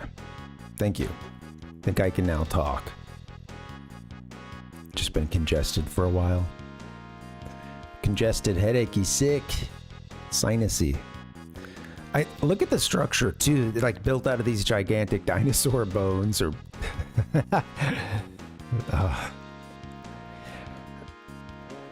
give me the Jethro. Yeah, totally. Hey man, you know, and then like Steely Dan is really popular too amongst younger you know, it has like a strong and growing popularity amongst, you know, Gen Z and up, which I just think is really funny. You know, my dad was he liked some Steely Dan. A lot of memories of that playing. Like sometimes he'd be testing out something to the sound system, and there were a couple albums he'd like return to for that, and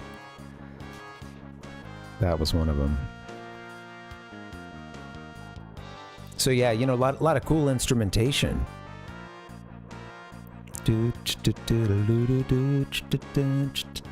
So we went right, and then I guess we haven't gone left though. We need to not go too far before we try every way. Yeah. Yeah, Chrono, why don't you get your lightning in?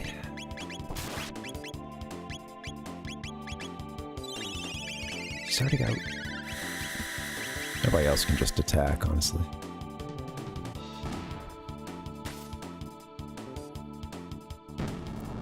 Yeah.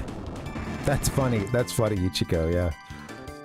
But yeah, he likes Steely Dan among others, and I watched this great video, and I spoke with my dad just the other day on the phone. I meant to mention this to him, but we watched this video that was some bootleg, like, I think it took some like official recordings of Pink Floyd Dark Side of the Moon performances, and they basically made a full, like a live concert movie out of it, but I think it's different performances of it, and then sometimes having to sub in like a different music to go with the visuals of them performing it in this one place. Like, I think that there's, you know, they had a lot of that kind of stuff having to be done to make a full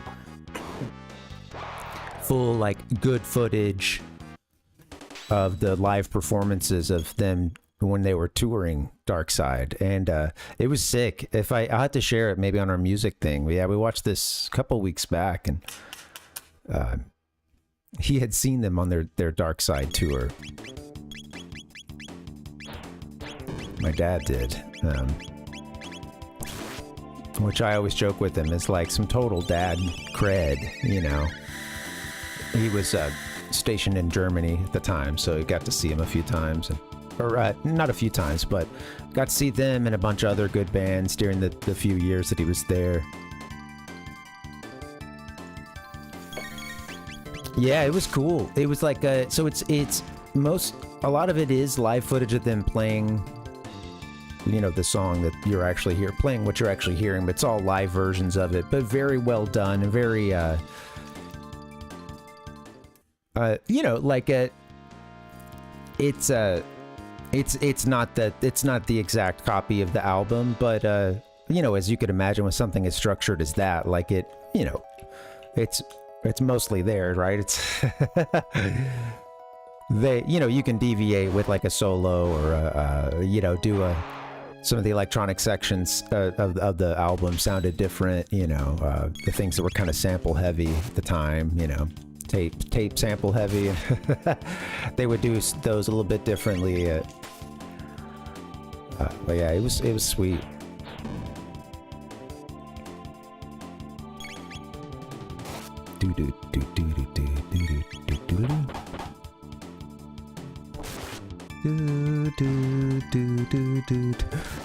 I saw this band perform over the weekend at that puppet, you know, Bob Baker Day thing that I was talking about earlier. I talked about it at length at the beginning, just to say it's this great nonprofit marionette theater that's been in SoCal for a long time, and there's this like festival, this full day festival that they did yesterday, and it's once a year. And it was so fun. It's in this big park it's all free, but like puppet shows and everyone walking around, homemade puppets, all of the Bob Baker marionette. They have all their people out walking through the crowd, and it's just a very festive thing. Some people dressed up as clowns, lots of families, lots of young adults, and retirees with no kids, etc. You know, everybody that was out there. It was nice, man. It's very nice. Hey, Metroid, what's up? Parvinator through the ages, absolutely. Welcome to the Extinction event. Do a front row ticket to the apocalypse. Dude, I keep going the wrong way. I just love fighting these reptites. Oh man, one of them stole my MP. Is that what's going on here? Or did we, I guess he really got into lightning too.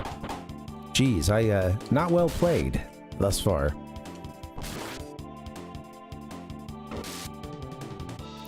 Played even worse if Chrono dies here. How are you, Metroid? Welcome. Happy Monday. I hope you're feeling better. Oh, cool. Hey, well, way to still get out, and yeah, that's great. Glad you got a great haul. That's awesome. Yeah, I'm feeling. I'm not feeling good myself. I'm not feeling that well.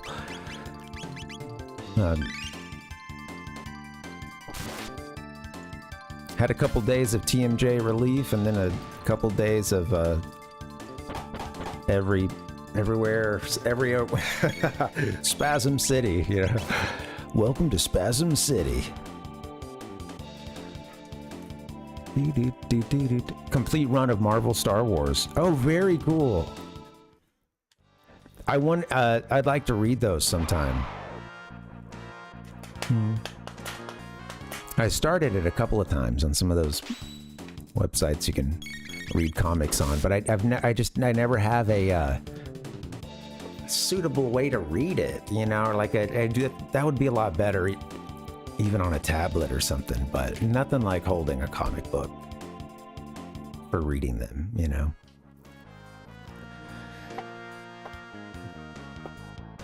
Oh, that's great. Yeah. I appreciate, I really appreciate what you do on your channel, and it came up the other day, we were talking about like worries about copyright strike and things, and yeah, I wanted to say more about just like, yeah, that stuff's really cool. I try to lurk, you know, what I can, because often I'll be working on something or I'm not in a place to chat, but also you've got like an old video up or something, you know, and it's great just having on and tuning in, seeing what's up, and yeah, I appreciate that big collection and stuff. Yeah, thanks. Those comic book streams sounds pretty sweet. I've never been a big comic head, but I do appreciate what I've read, and and I do, again, I've tried to read more, tried to remedy not being a huge comic head, but also being a cheap bastard and just reading stuff online, but it doesn't do it for me. Yeah, absolutely.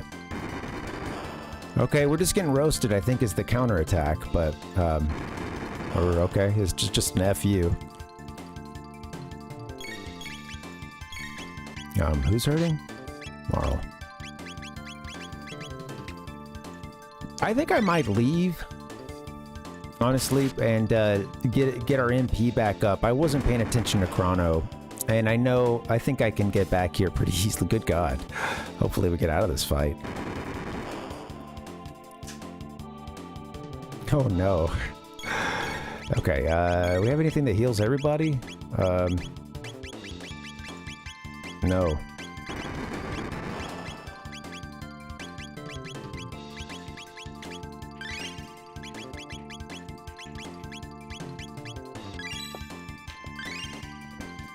Okay, let's make sure we get out of this battle here, shall we?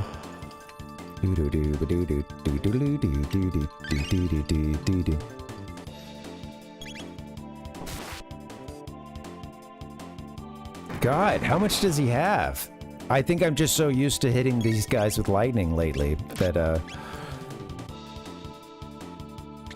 oh shit. Can't run away. I didn't mean to do a mid-tonic. I need to get a ether of some kind, I think, and just get... I have no idea how much HP this guy has left.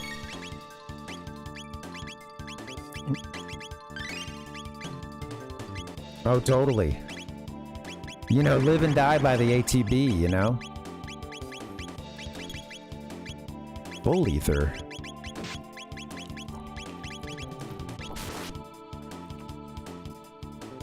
How much HP can he have? I've screwed this up. Terribly played.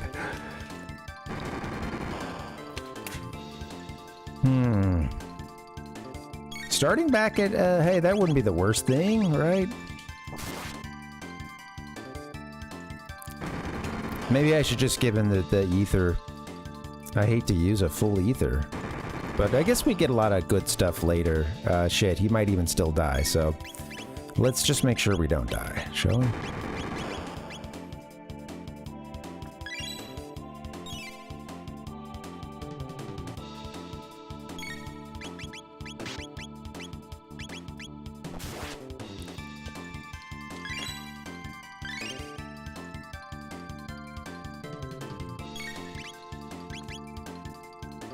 I will get out of this jam.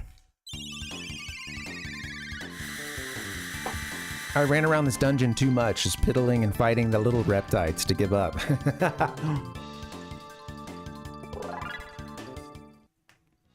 All right, there we go. I know that was dumb. That's okay, you know, hey, look at him. All right, victory is had.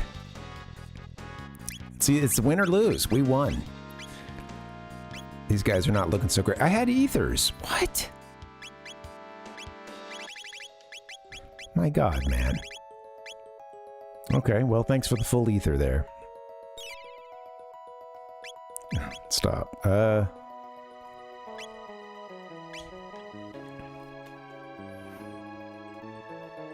have enough stuff to even just keep us going, I guess, but I think that there's a save point before the Tyranno fight, I want to say. However, we're pretty busted up, so maybe I'll get us back and save. We lock in some experience and, yeah.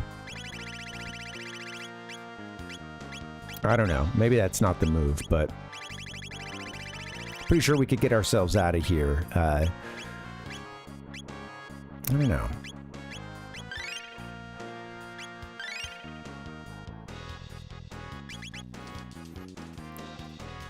Let's do it. Just gotta dance with these guys. Get away from the door. Come here. Can this be done?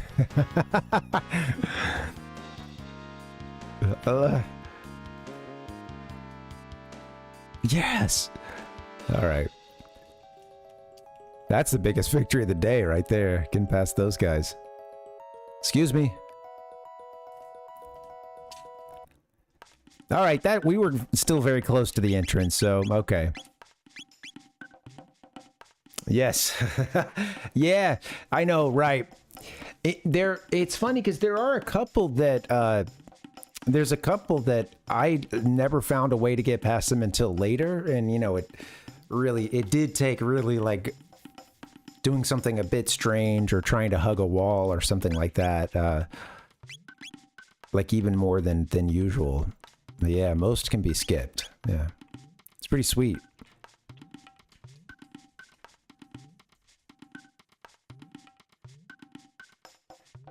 That's funny.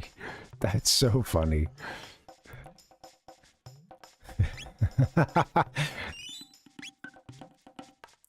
Level 1. You know what? It's always so funny to me. I've been on a bit of a Pokemon kick lately. And, you know, of course, with Pokemon... I gotta hit a shelter. There's the... when it comes to speedrunning, it's just funny because, of course, like, having a single skippable battle could, like, you know, break your record attempt or something. And it's just kind of funny because I don't watch much in the way of speedrunning Pokemon or anything. But I was watching this thing. It was a guy who was going to complete the full... I think his thing was that he was completing full living Pokédexes for, like, several different generations. I forget the YouTube name. But yeah, it was pretty entertaining. But yeah, it was funny because like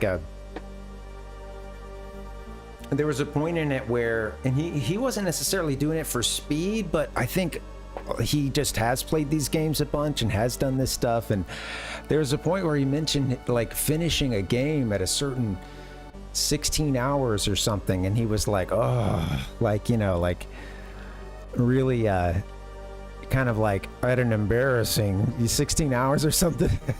And it was just kind of funny because, you know, it's like, I know if you're like really into a game or you speedrun it or what have you, you know, your of course your perspective is very different. And but yeah, I just remember thinking like, damn, well, I was thinking about my like what?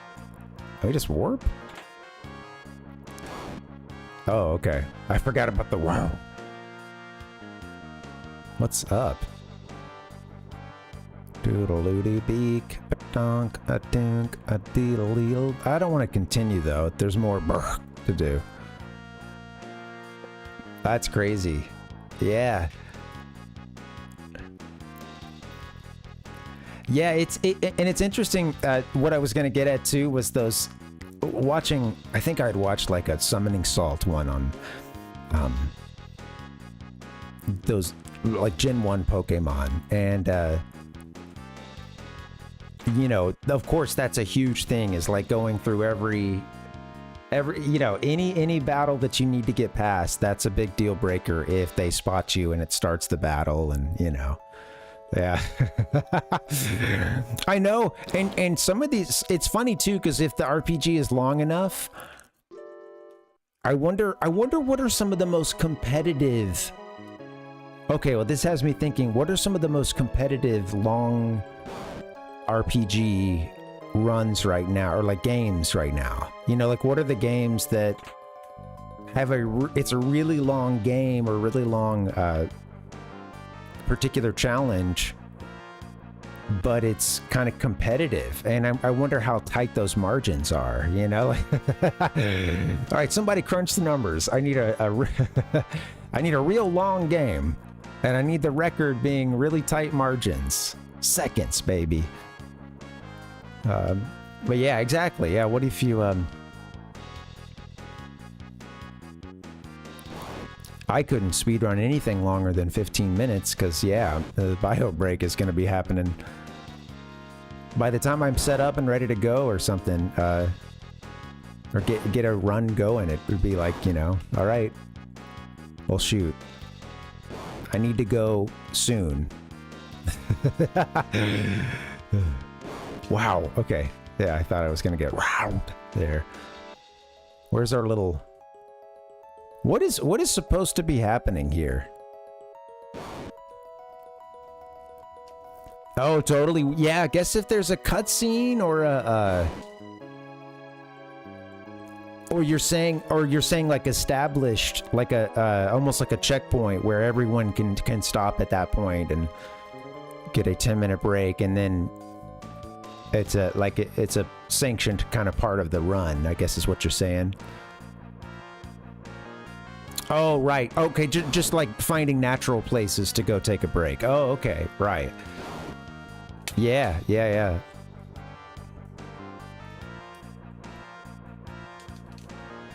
Well, you know, another thing too, like with Summoning Salt, I was gonna watch I remember watching one of the Mario 64 ones a while back, and like, just speaking of cutscenes, thinking that it like you know, I hadn't beaten Mario 64 in a while at that point, and it's not a game that I've speed run, and as a kid I only beat it a couple of times,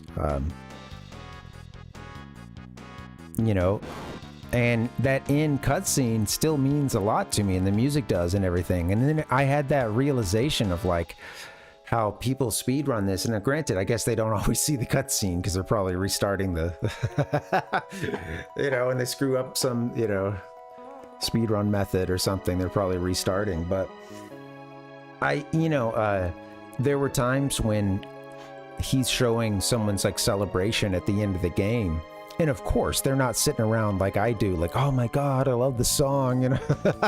And I'm just here like drowning in the nostalgia because you know, a million quite old memories are flooding through my head, and it's going to be different for someone speedrunning this game. They've played it a million times, and you know.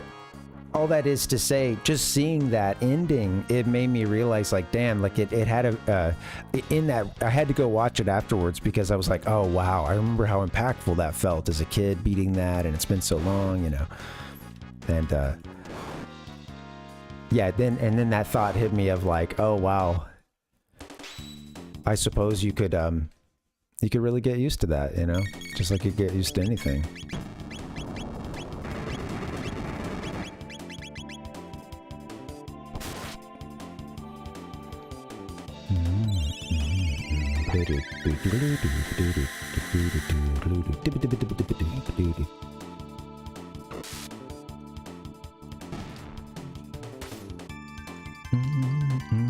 Shocked.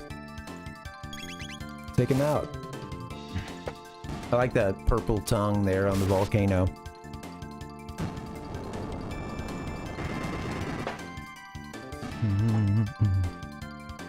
Also opening sequences, you know? And it's funny too to watch some speedrunners, like I think I was talking about this the other day. I'll watch some speedruns from a couple of Super Metroid runners, and I don't watch that many other speedruns. I gotta find this last warp point. I don't watch a whole lot of them, but Super Metroid is one of those games I'll watch just because I find it so wow. What if I no, stay up? No, you can't do that. Can't stay up here. Gonna get it there.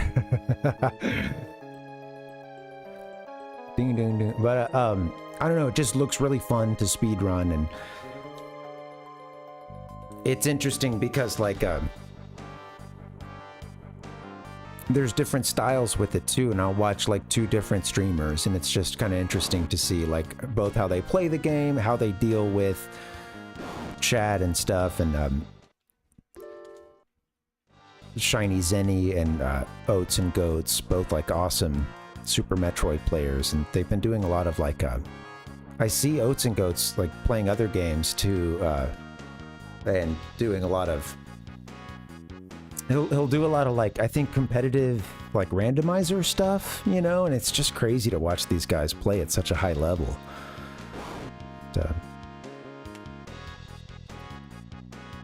They played the game so many times, and you know, for like Shiny Zenny, he's got certain songs for little parts and just little rhythms that, you know, he's doing with the music that it may even just be part of the is there any way to get this chest over here, this egg, you know, may be part of his process, and may just be hey, it's fun to skeet babadoo-ba-dabba-dee.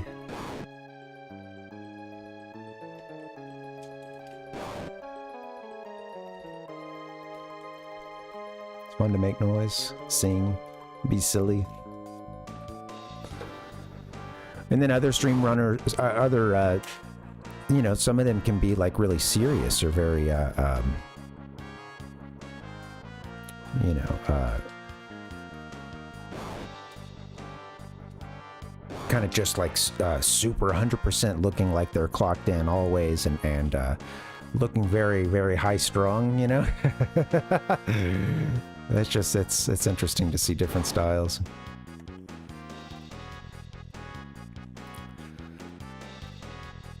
I don't know. I wonder, yeah, maybe there is just a tile here that gets us over there. Maybe we get there from somewhere else. Because if I go right here, we don't get it. Ba, ba, ba, ba, ba, ba. Wow. Oh, nice. Got the meso mail. Who can wear the meso mail? Who wants the mesothelioma mail? All right, here we go.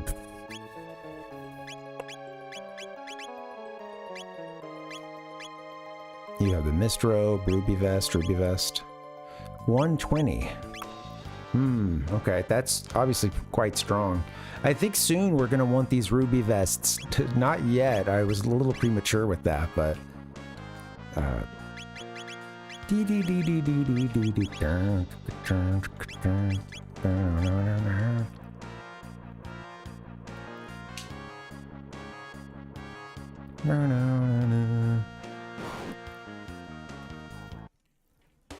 Taking on the Reptites. Oh, you want to go outside, cat? Okay. Let me take care of this cat in just a second. Forget he has... Okay, let's just kill these guys. I'll get you in just a second, girl. Hold on.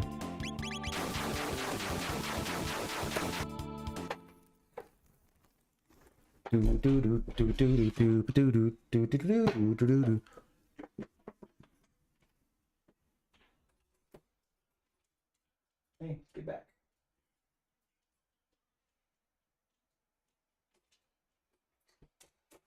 All right. I go to open the door, but she's just like planted and she's, you know, right in front of where the door needs to open. It's just like, after all these years, we still haven't really totally figured out the mechanism behind doors and, you know, love her to death, love her to bits.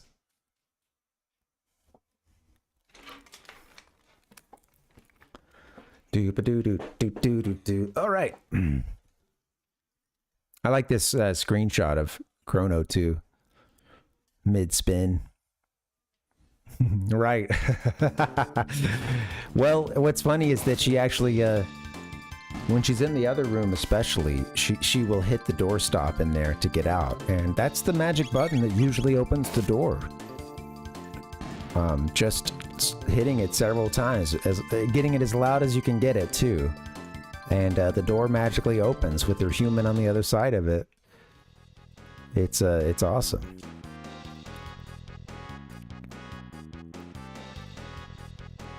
Wait a minute. My God.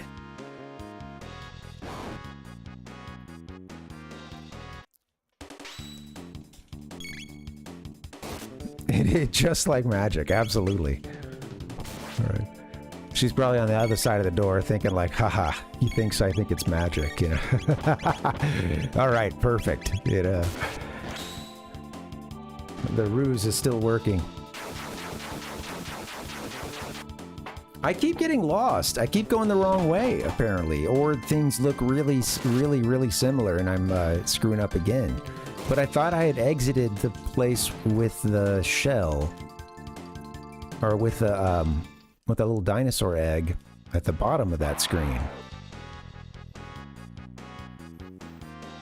Hello, you want to fight? Okay, thank you. Thought you might just be passing by for a second there, you know? I think we can just attack you. Okay, thanks, Sopranos. We won't be needing your protection tonight. Okay, anymore.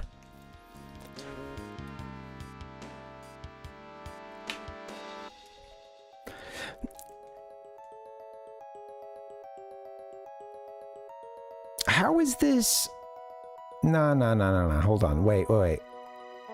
So we did come in here. So, okay, we fought Lightning Dino here. This is where we nearly died.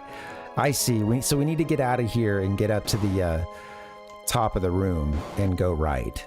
I forgot how we had gotten here. Okay. That's it. Finally, I know. You know, humans aren't known for their intelligence, right? That's why these reptites have built this huge complex here, and clearly they're going to win this war against humans. They've got the humans up against the ropes, man. And they might have a little help from their friend up in the sky.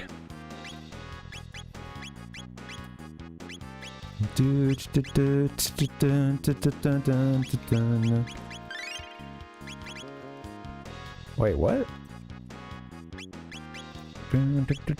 For half a second, I thought I was seeing Marl's HP being 300 out of 900 something, and I was, yeah, all right, questioning my sanity now.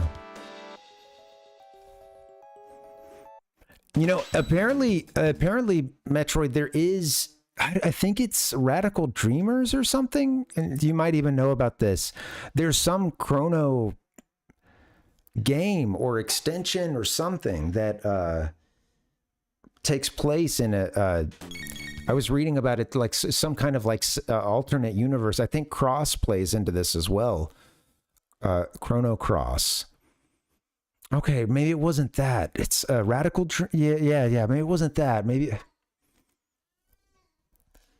But there's something where there is this like alternate, I don't know, for lack of a better phrase, alternate dimension where the Reptites have gone on to win, or they went on to be the ones to survive the Ice Age, and they went on to build their equivalent, the Reptite equivalent to Zeal, pretty much. And I don't know, where was I reading about this? Like, yeah, I think it maybe plays into some Chrono Cross stuff.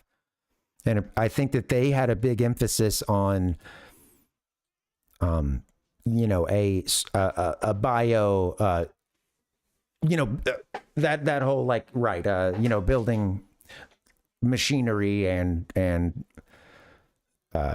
you know, into, I guess, like a harmonious natural environment, or, you know, kind of constructing that sort of, I'm forgetting the term here, but I guess there was like a really big emphasis on, yeah, like being part of their natural environment, building in and within that, and kind of making that part of their architecture. And I think that's also like part of their sort of justification and sort of part of like what the audience is supposed to kind of sympathize with them a bit on, is that like, hey, well, the humans clearly do kind of go on to, in some ways, screw things up big, you know, and also be very bad for the planet. So, you know, it kind of, all right, it gives like a little bit of a justification, or at least that understanding of why in this universe people have the perspectives that they do, and what the Reptites are going for. And had they been the ones to continue, sort of how that would have played out. I think that's a really fascinating concept. I can't remember anything else about. There was just some little, I was trying to catch some Cliff's notes, essentially, about this this game. So I knew, like, I'd forgotten, like, what's the next place we're going to go to? And I looked up some stuff that was like story summaries. And yeah, there was a lot of stuff in parentheses about Chrono Cross, or the other Chrono, you know, shoot. Again? These guys? Hey, what's up, Tux? Welcome, buddy. Give me a break, man.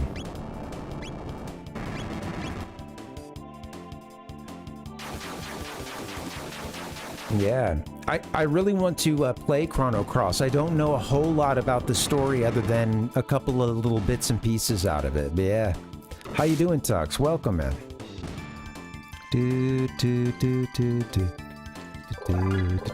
I got a cat meowing outside the door. She wants to come in. She just left and maybe ate a couple bites out of her food, and now she's hunting.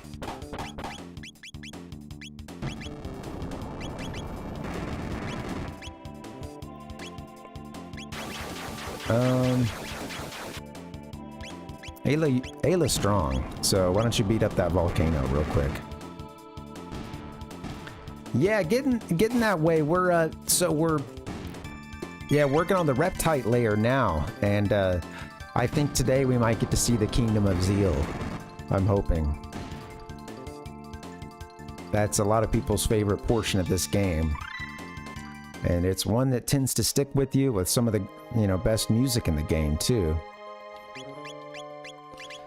Kind of interesting too, going from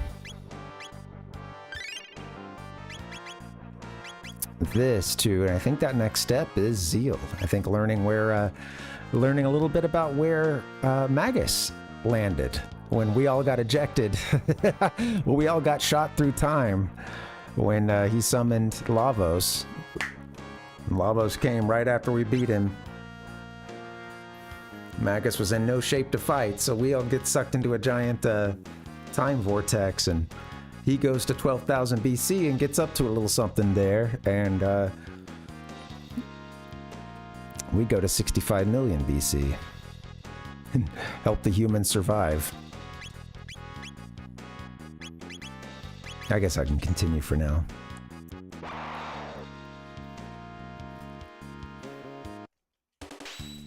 These guys aren't too tough, I don't think. Ayla rocks. She's so strong.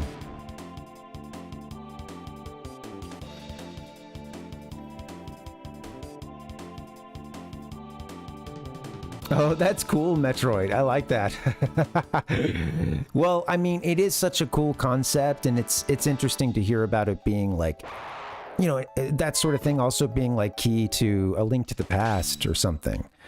And hearing that a game like that wanted to even do more than just a light and dark world, you know, they wanted, you know, a few different, yeah, it's just interesting.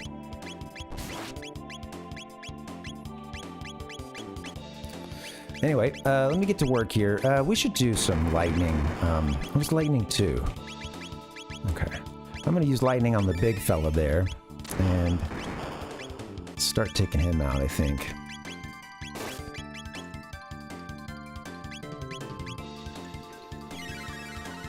Maybe I should just be using Ice 2 and stuff. Dude. He's shocked and he's frozen now. Oh, no! Go hit the pterosaur. Alright, there we go. There. Yeah, one of those guys messed me up, man. Yeah. You know, I never played, what is it? Between Worlds, or A Link Between Worlds? Yeah, it's always on the tip of my tongue. I'd never played that one. And okay, we're close to, I think maybe a trapdoor falling down again, or... Yeah, I hear it's fun. Yeah, I'd like to play it someday. Alright, guys. I think I need to get another break in. Let's do that. Bad time in the game, sort of. This dungeon is just hotting up, baby. The volcano is... it's not the volcano everyone needs to worry about pretty soon. It's something up in the sky. A little blinking red dot up in the sky. Could be a problem. Yeah, I want to try it. Is it 3DS or DS? Do. I guess I have both.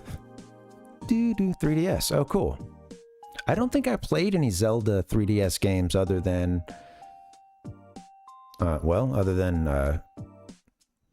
yeah, Ocarina of Time 3D.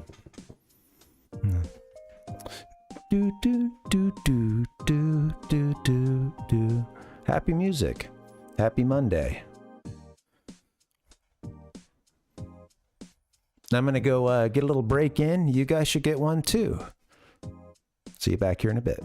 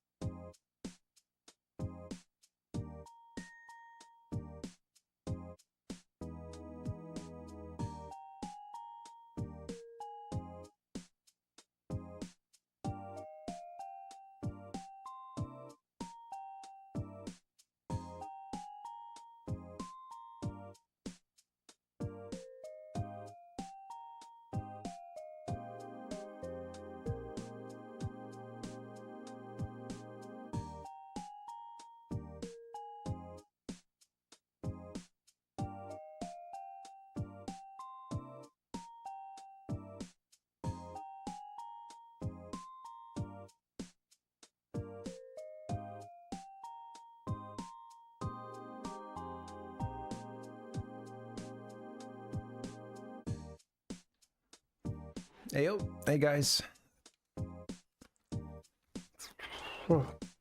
Happy Monday. Happy Monday. Thanks for the nice long break. Got a cat who is really seeking attention. Oh, the drops. The sound effects aren't working right now. What is going on? When did that happen? Do. I'm over here hitting sound effects, hoping that they're being heard. And they're not. Sorry, one second. Let me fix that. What's the deal? What's the deal? Where are these sound effects? This really sucks. Aim for his back. There they are.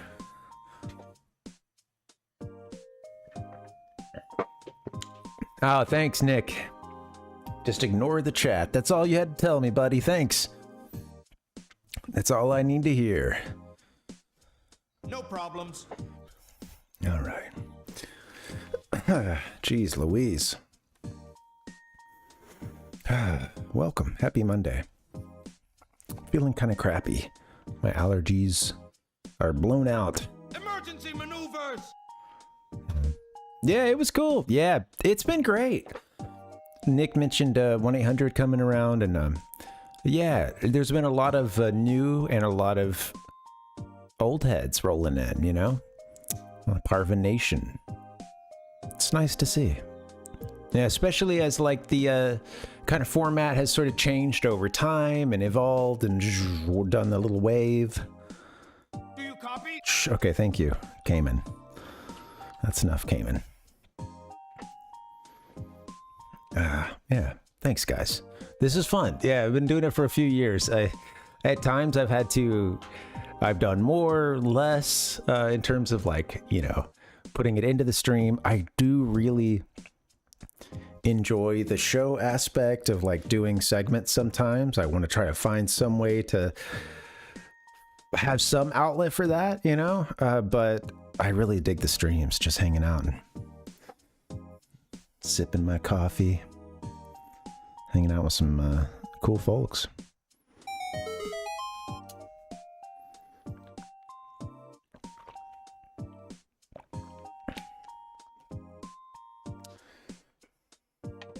It's hot in this room. I'm burning up. Let's start the game. Get back into it. Do. That's what I'm talking about. All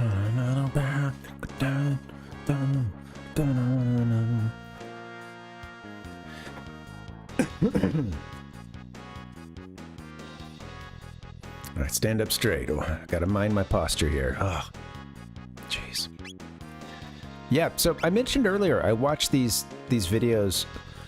I think I'd seen something, maybe from this person or someone else, doing a similar challenge, but filling the like living decks for a game.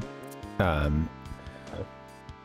the, I think he was doing like the third game if there was one, you know, and then trying to get all the Pokemon that were available for that generation.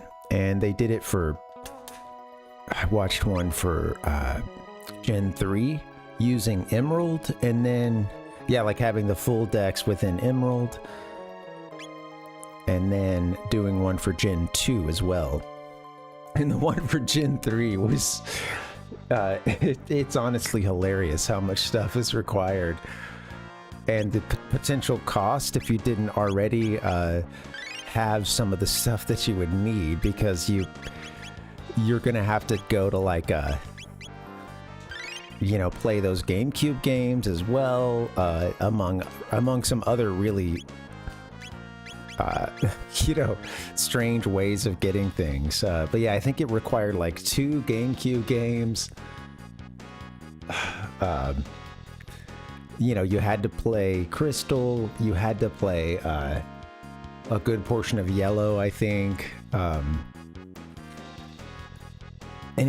I don't know, it's just, it was really interesting, like all that it took for Gen 3. And it, of course, you know, people have made the point that it kind of underscores the catchphrase not being "gotta catch 'em all" at that point. It's like, you know, it's going to be essentially impossible for most kids, or anyone.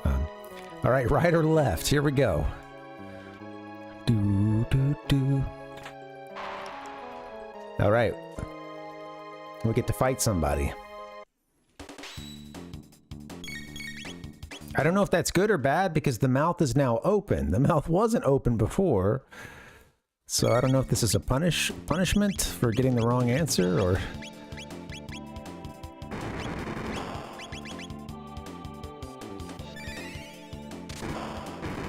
Yeah. Yeah, it was pretty crazy. At least they were being a little more merciful to OCDers. Yeah, totally. You actually, in this one, guys, you don't gotta catch them all. It's okay.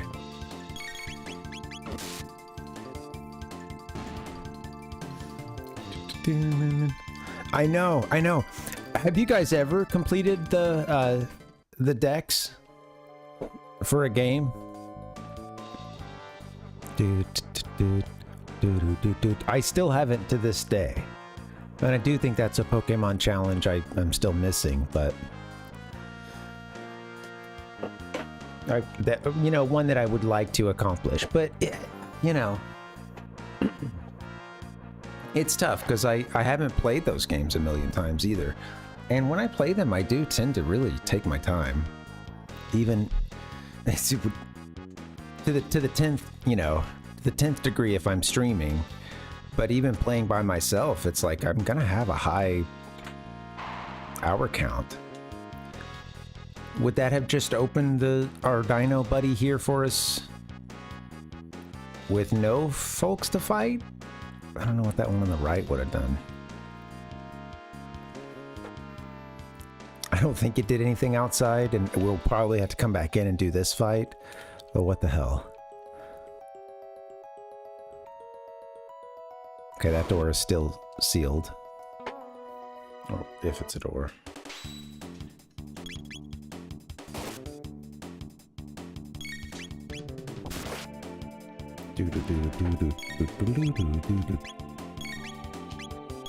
Yeah, so some of the events were just crazy, and yeah, I have no experience with those Pokemon GameCube games.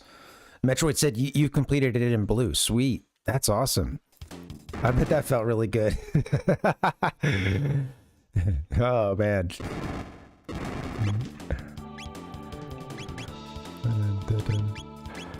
Okay, what are you gonna do here? You're gonna ice him. Ice him out. Ice out the volcano.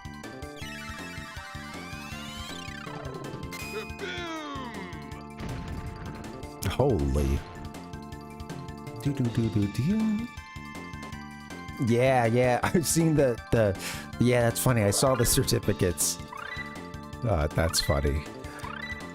Yeah, I saw, oh cool. Got some, finally got some dual techs here. And some pretty sweet stuff too. It's gonna help us against this giant Tyranno. Yeah, I happened to see the certificate. He showed it a little bit when he, in his one about doing the, 151 in Gen 1. Or yeah, or maybe it was in that Gen 2. I haven't watched his Gen 1 one, but yeah, he just showed a little clip of it actually. And it was him getting it in like Pokemon Yellow. Getting the certificate. That's funny.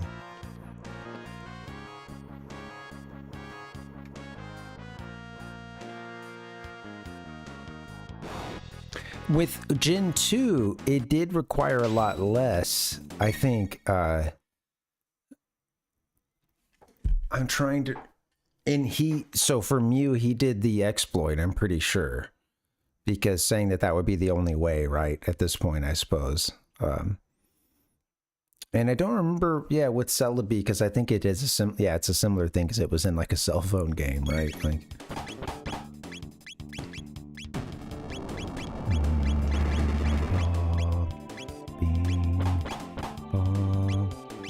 you know what? Just start taking people out. Please. Do do do do do do do do.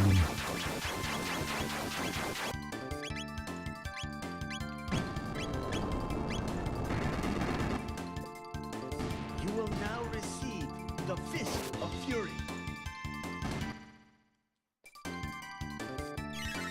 Take out the Reptite. Tired of screwing up, man. With the ATB. Metroid said, I might have in silver, but my battery died. I don't know, yeah. That's too bad about your battery. Yeah, I have a gold cart, I think, somewhere.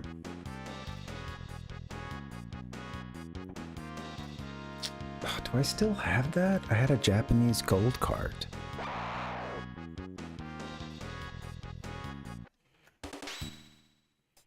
I don't know. Did I? Or was I just covetous? I can't remember. There's a couple of games like that that I essentially had for a time, but I don't remember if I gave them back or was able to play or had it at least, you know, but...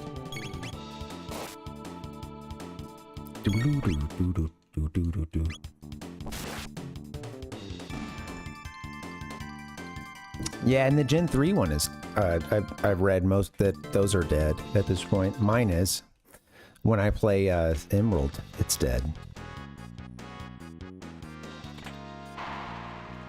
Yeah, so no monsters, actually, if you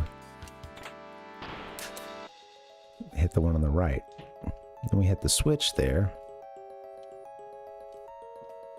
That opens the gate, huh? There we go.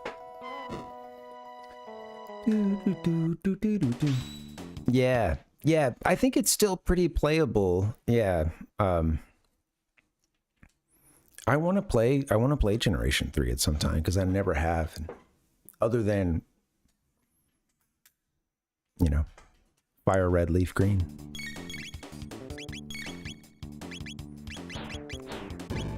And I have to admit, I didn't really spend much time at all in like the Sevi Islands or whatever, and apparently like some people really like that addition to Leaf Green and Fire Red, and I'm excited if I play that one again. I want to try to do a little more exploring of that because I don't know what it is. I think I was ready to get to the next game, but it was just really fun to have that. I think I was looking for more of just a recreation of the classic you know, Gen 1 adventure. I don't know. I did some of the exploring, because I think you have to, you're even brought there at one point, but... Or, you know, the story brings you just to complete it, but... I don't think you have to really... You know... See a whole bunch of it, yeah. It's interesting how Gen 3... I see what you're saying now about, yeah, the data's still there. Yeah, that is a big win, right? I guess if that sticks around, yeah, I didn't consider that. That's still way better than nothing. I should try to... I want to learn to solder at some point. Didn't we lightning this fool? Oh my god, this is how we get into trouble again. Oh my god. Okay, my god. I meant to get her something quick, but... I think we have some revives. We're playing a news lock here. Marl's dead. We can't use her anymore.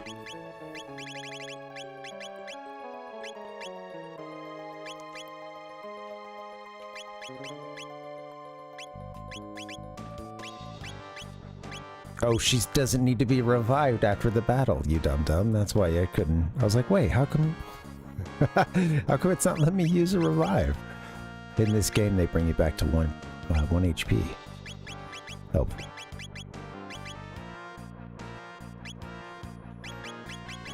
You gotta learn your T.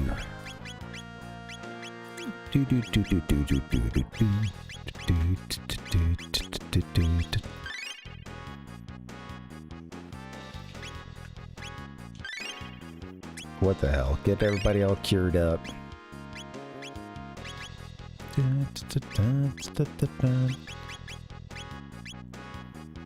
Let's see, how's... Everybody's looking okay. I think we got some big dinos coming up soon. So I don't want to screw this up. That was medieval. There was not this. Oh shit! No, go into the gate. Oh no! I've fiddled in the menus for too long. Dang. Okay. All right. I'm taking him out. Yeah, let's keep this Parvinator party going.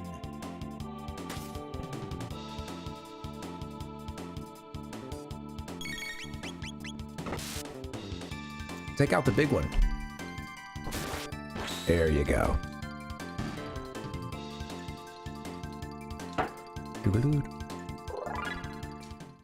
All part of the plan. Getting one more level up there.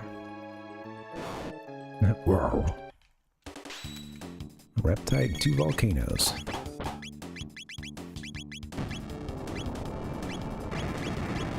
Oh yeah, Marl can't go just yet. Let's see.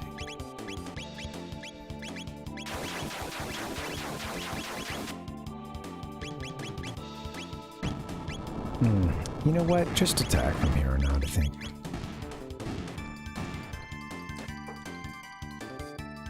That's great. All right. Take it. Oh, okay. Hey, look at this.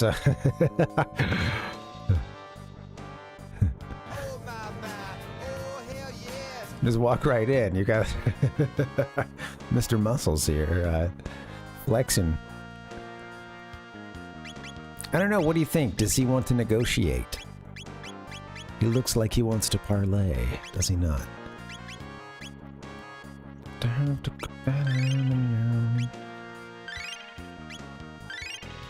Look at this friendly guy.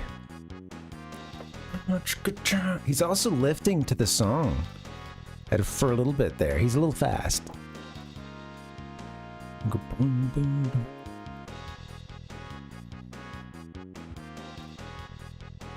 Okay, looks like we get past this fool and we've got a save point. Okay, cool. Just use some items, that's alright. You never know what's ahead.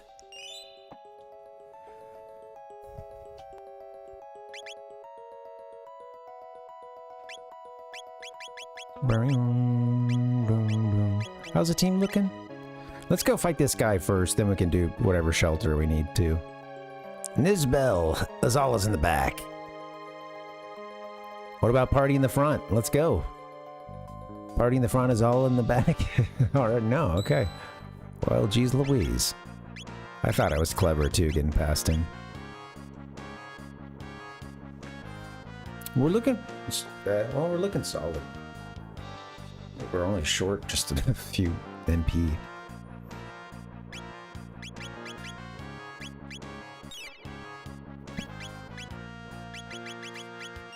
Alright, let's do it. Do whatever is next, which I think is the big Tyranno. Okay, with that in mind. They give you a hint back at that hut, huh? They tell you that this ruby vest is gonna be important.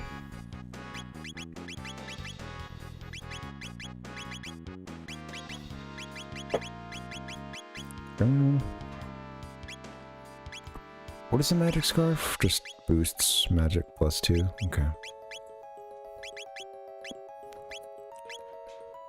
Why don't you put haste on yourself right when we get into the battle? And then we'll just go from there.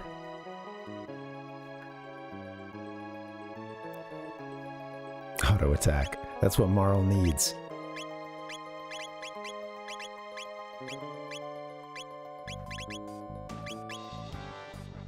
What's the power scarf? Power +4. And more fashionable than the power glove, too, apparently. The power scarf. Nice, fashionable. It keeps you warm.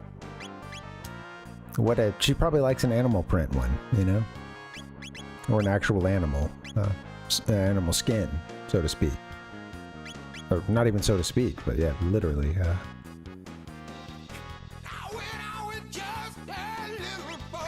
We're gonna keep the ruby vest on here.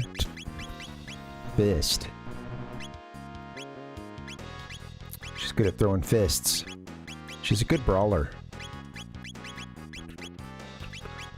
Ceratopper. What does the Ceratopper do?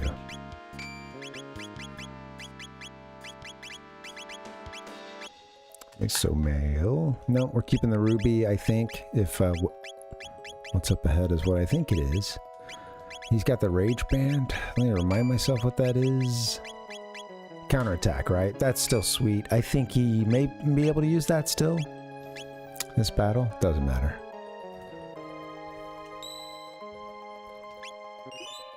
That's the one we're getting.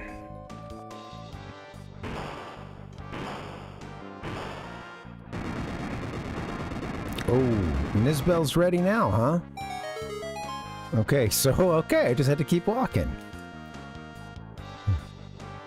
Mountains are nice. This is a special place. The great Nizbel was defeated here. Oh, time for Nizbel II to go down. Funny how that plays out.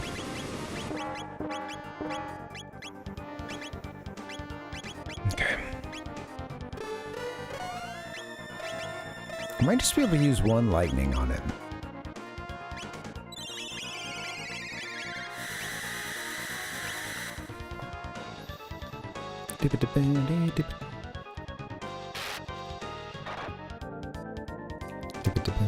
Lightning 1.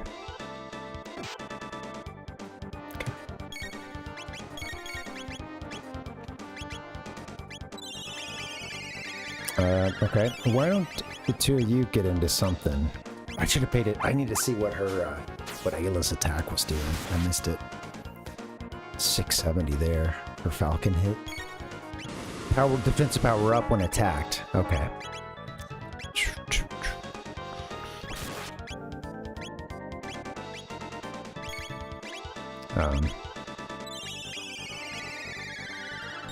Stay on top of this.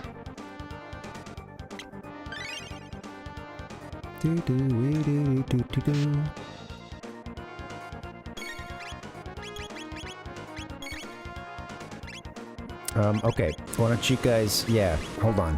What about a Volt Bite? Is that gonna work? Probably just counts as an attack.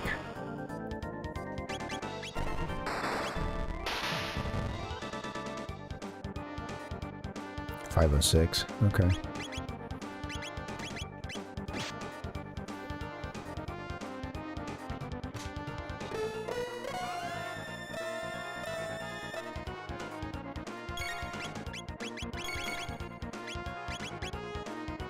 Do another Volt Bite. Honestly, pretty sick.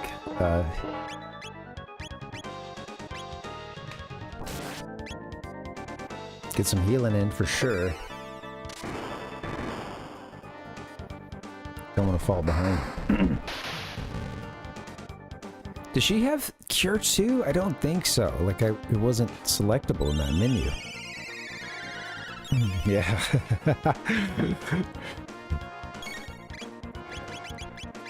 Oh, release the absorbed electric energy. Oh, my God. I didn't know that was a thing.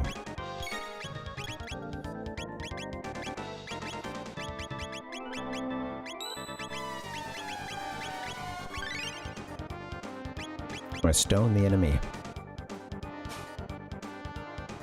Throw Nizbel II.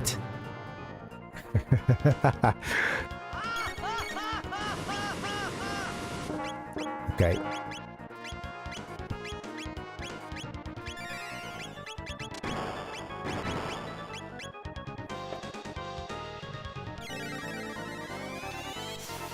Oh shoot, get the healing.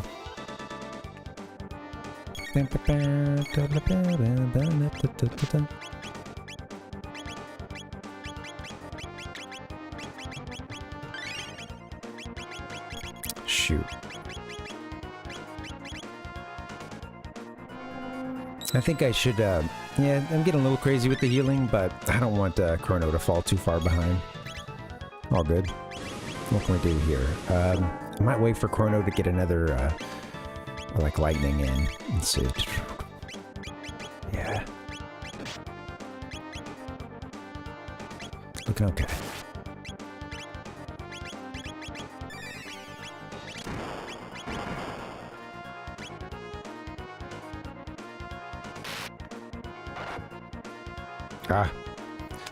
Could have, you know, maybe want to pick the heaviest hitters every time, I suppose. Obviously, but got a little antsy that time. Okay, set it up again. Cube toss. Oh yeah, I did that one earlier. It was like 500 or something.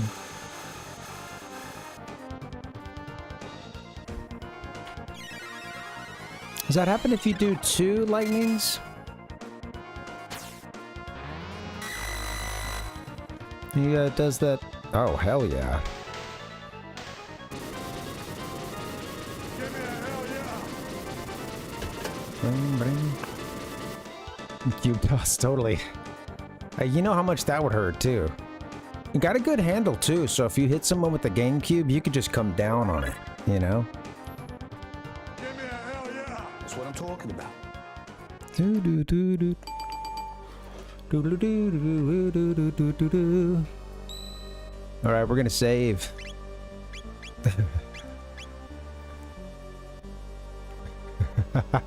That was hey, that was okay. I'll probably lose the next fight. That was not great, but oh well. Oh shoot, let's hit up the shelter. Give me shelter. Save.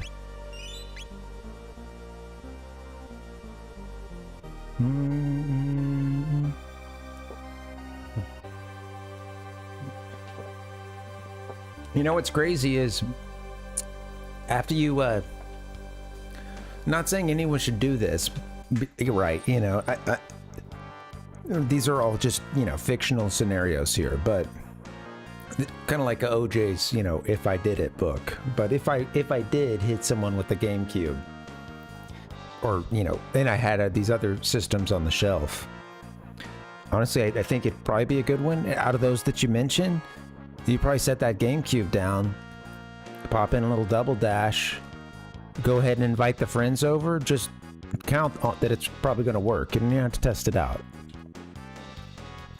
If it's a 64, you know that's the case. As long as you can plug, you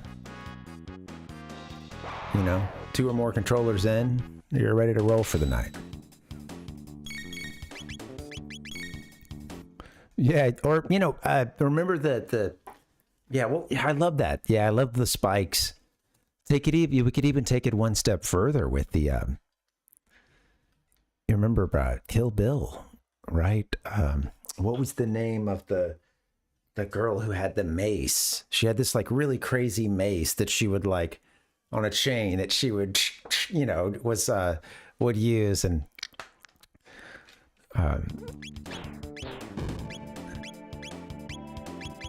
it's that. It's maybe we could find that kind of concept, you know.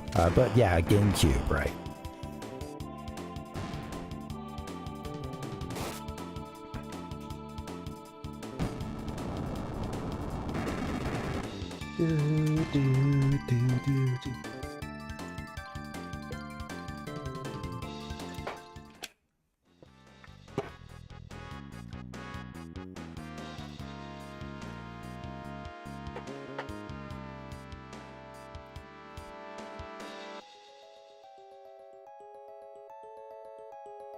I'm like, where did we come from? This way, right? I'm confused. Yes, okay. All right. New territory, new guys to fight. Hooray. Sometimes out of the battle, I think they kind of orient you in a bit of a strange direction. I don't know, right? Have I lost the plot once again? No, we're good, we're good. Okay, what else is there, though? So there's that Tyranno. What else is going on here? Hello. Okay. The puzzle again.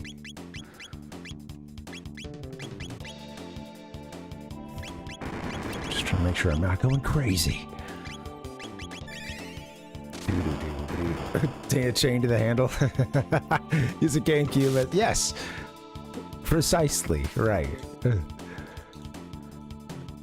In this fictional combat scenario, you know.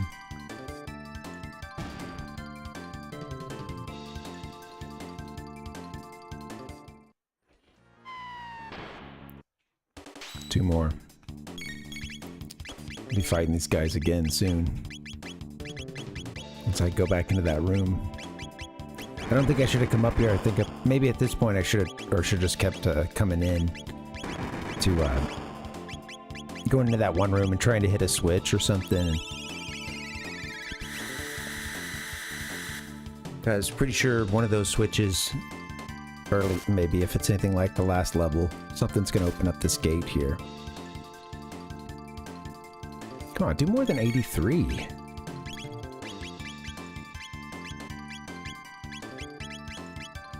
What's going on here, guys? Let's get into ya.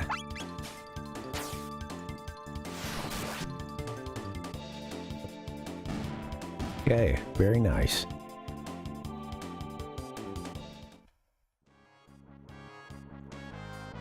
Yeah.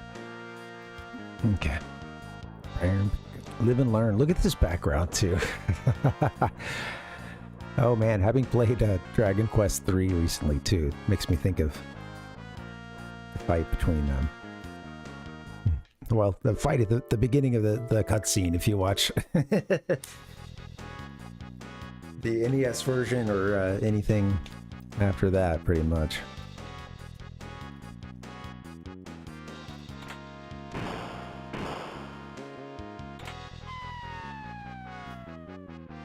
Goodbye. Oh, but now we can't get that. Touche. Now we can't get that save point there. I see what you're doing. What you guys are playing at. Your wicked game. What if I leave?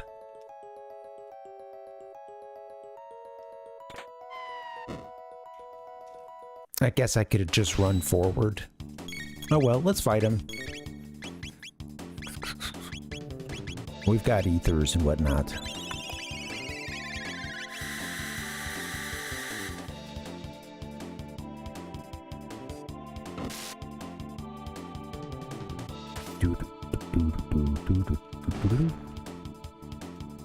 Go, Chrono, go! I think you guys can just take it out, right? Just attack. Come on.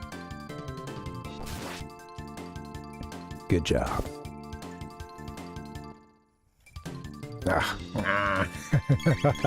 I love it. This pterosaur's like open mouth animation. Shocked.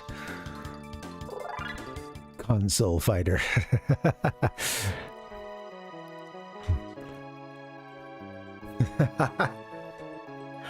It's like the beta name, you know, before you got the pitch, you know.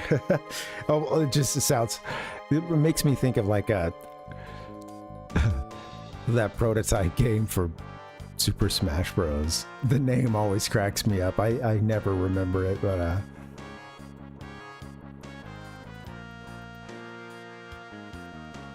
or that whatever Dragon King the fighting game. Kakuto Gimu Ryo. Ryo. Okay, there you go. Oh, great. Dragon King the fighting game. Oh, the Cutting Room 4. Apparently, like some of the characters, or some of the stuff that they were working on, I think would be used in some of those like shadow figures that you can fight in the game, or the like face, or you know, not Mario character looking ones.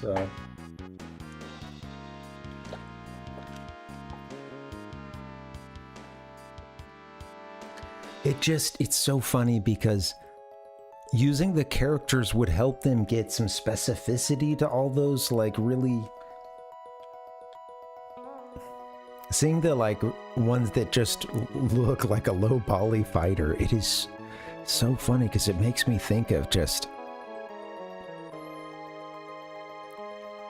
these games from around that time that were not ready for 3D, and maybe you're playing it on a computer that sucks or something, and it was just like you would see a 3D thing and it would like, you know, just be like polygons, you know, in a very like, it just makes me, it's funny.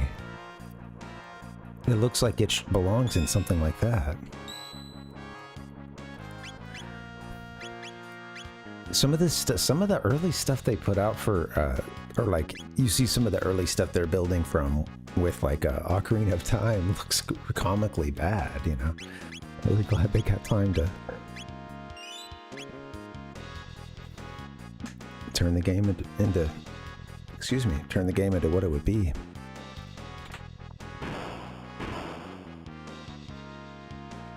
I saved, but I didn't use a tent, huh?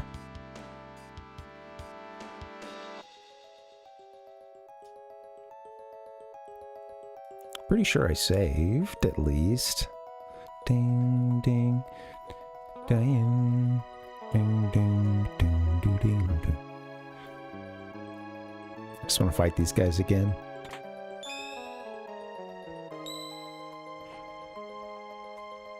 Alright, this time I will hit a shelter. So I will, hopefully, I'll get through this scenario. Okay.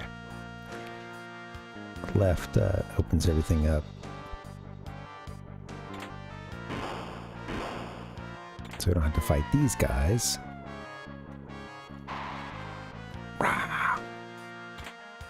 One full ether. Sweet. To replace the one that I used. Okay.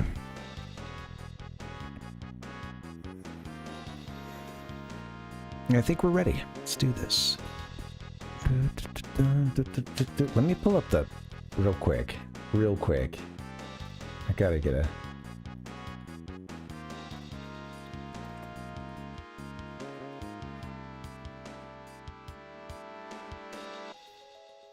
This is so... Look at this. There it is. Okay, what's going on? 1 second. Where'd it go? There it is. Dragon Fighters. Alright guys, we're playing Dragon Fighters. The latest thing out of HAL Laboratory. Fuji-san in the background. Would you look at that? Surely doesn't look like generic crappy fighter number 3642, does it?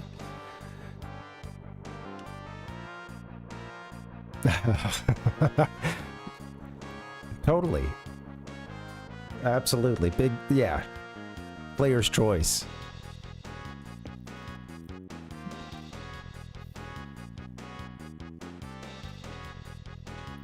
Who had to have the idea to put the... My question is... So I do too, Nick. However, my question is... When did the licensing part come into this? Like... Oh, who... Does anyone know any backstory to this? Like... It makes me think of like Diddy Kong Racing, in which they had this prototype game that didn't have a... You know, wasn't attached to Diddy Kong or Donkey Kong. And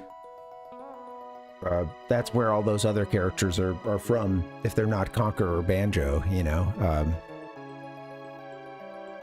And it's, or yeah. So like, I don't know. It's funny. Somebody at some point was like, "Yeah, you need star power." I think it was Shigeru Miyamoto. I think was the story. Like you need like licensed characters and some kind of star power to carry this game, you know.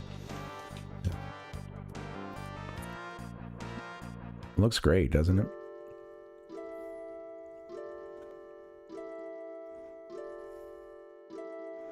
Now, here's the thing. You know, it's not that hard to put, if you've played Smash Bros 64, of course it's really not that big of a stretch to think of, you know, your favorite character from that game being skinned on top of one of these guys here. But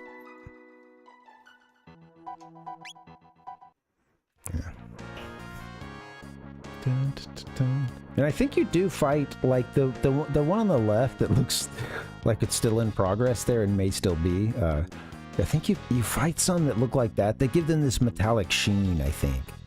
But yeah. Anyway, I'm gonna... you can now go away. Thank you for your service, Dragon Fighters.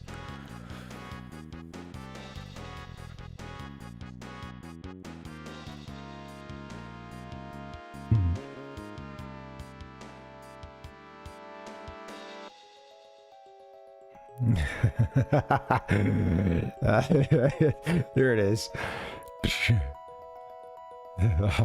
So, you are here at last. This is it then. The showdown. Today. Excuse me. I got a cold. Where was I?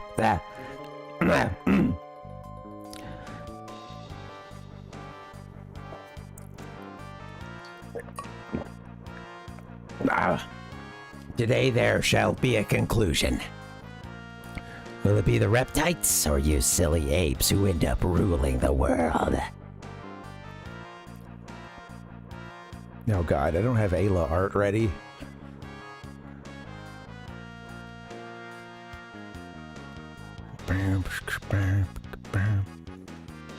I know I've used it elsewhere for this stream. Alright. Strong survive. Ayla strong. Ayla fight. You know what? I got some.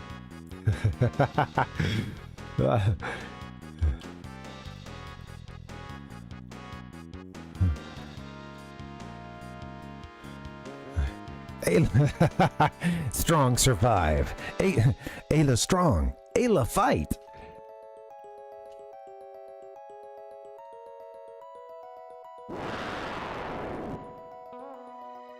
That's not good. No dragon fighters. You can get the hell out of here. Hear that lovely voice? You'll soon become the best of friends.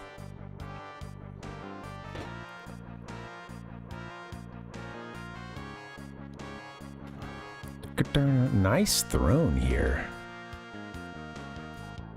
It's got a little imprint in it or something.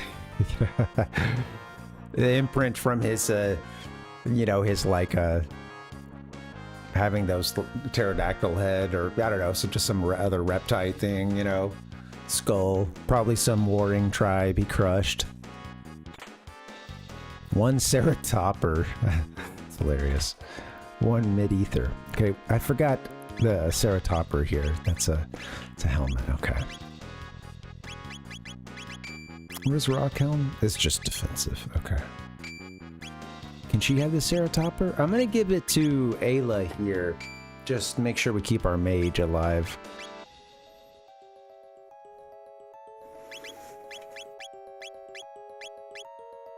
The weak should fear the strong.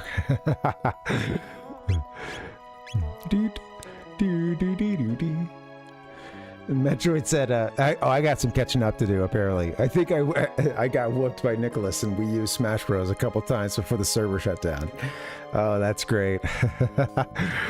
R.I.P. Yeah, R.I.P. Wii U Online.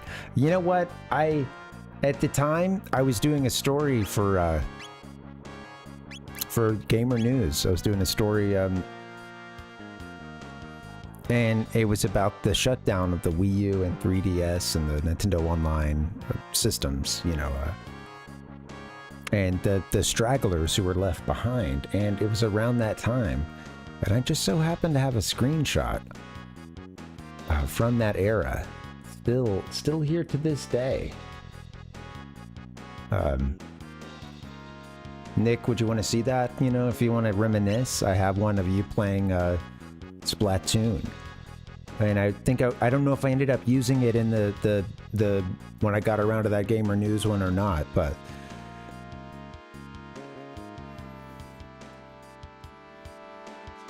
send us down nostalgia. Yeah, here it is. Here it is.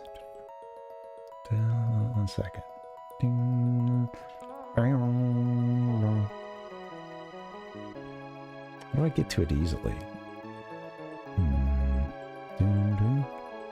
There it is. It's Nick Splatoon. You guys were trying to play up until the buzzer, which was very commendable. Boom. Kicking off some Wii U action. Getting some splat on.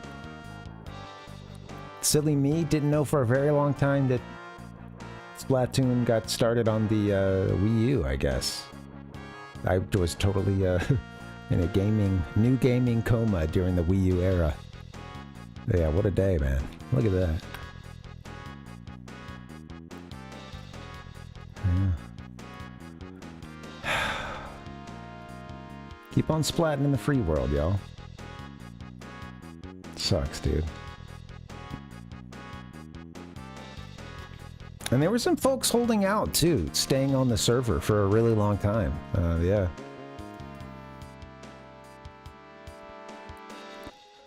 Yeah, I was in, like I said, I was in kind of a new gaming coma at that point. For me, I wasn't really playing much anything.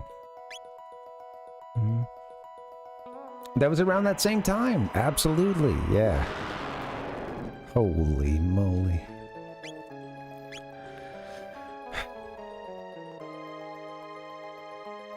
Okay, all right. This is gonna be tough. Double rainbow. Here we go.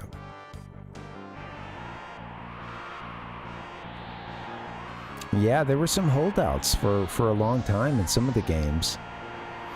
Kind of curious now to what level are some of those games being played, you know, via other means, online.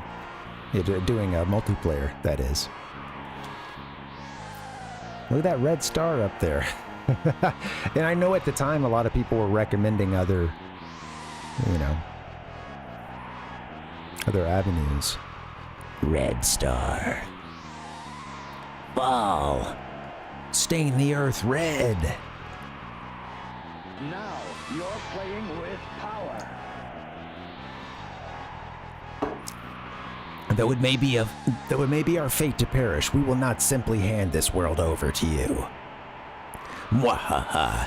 With this black Chrono, I can finally exterminate those filthy apes.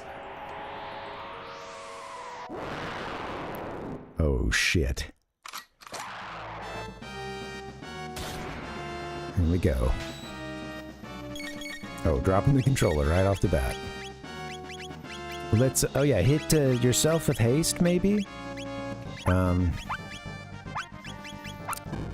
Why are you doing that, Ayla? What's going on there? He's picking you up, huh? Chrono, how about you... Let's start off a lightning. I don't remember this fight, so I'm gonna have to see what's up.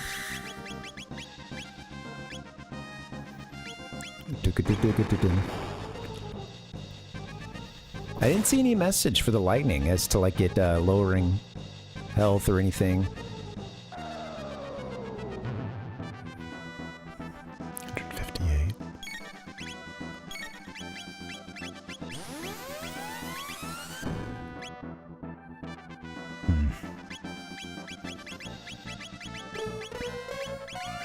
I don't know what to do. Let's see.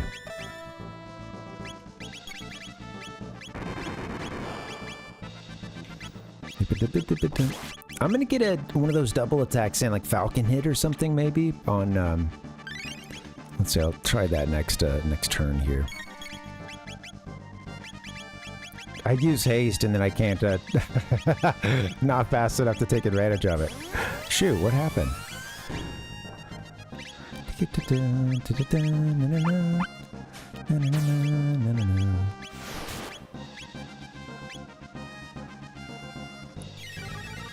Ice too. Getting the old crunch.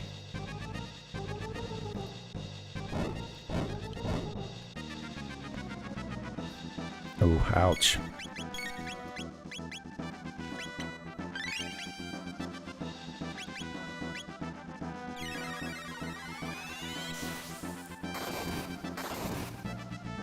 That does a good number on Ayla, but maybe it's try to hit Ayla first and foremost, I think. Let's see. You're gonna need to heal yourself, probably.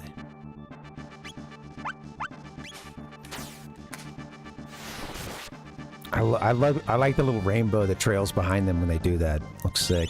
That didn't do anything. Hardly, huh? I don't know. Let me try lightning one more time. I didn't notice a message for it. I know that this guy's a little different too. He's breathing fire. Obviously, we've got a boss situation, but yeah. What's let's see. Chrono, help me out here.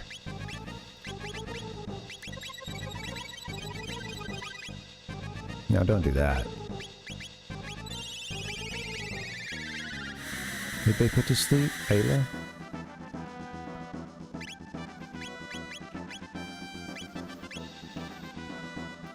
I didn't look again. I didn't see what happened. I'm too busy like looking down at HP and stuff. Shoot.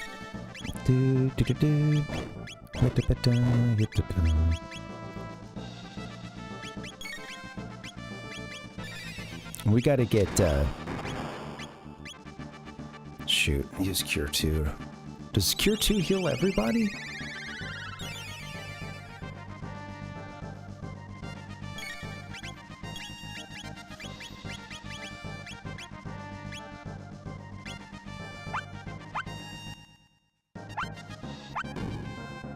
We're okay.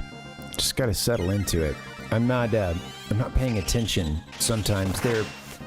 I know with the other reptites there's a weakness to lightning. Bye-bye, Azala. Alright, removes defense and is storing power. Okay. Removes defense. Okay, so storing power right now. What can we do here? Alright, let's hurry. Hopefully this will actually...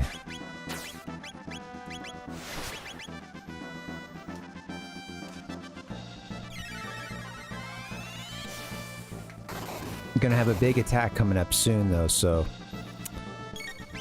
Shoot, I didn't even see how much they did.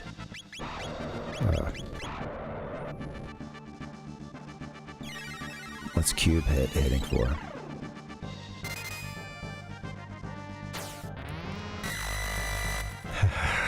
Oh, hell yeah. Alright. Let's see. Hold on. Okay, I want another cube hit. Or cube toss. Hit him with the cube toss.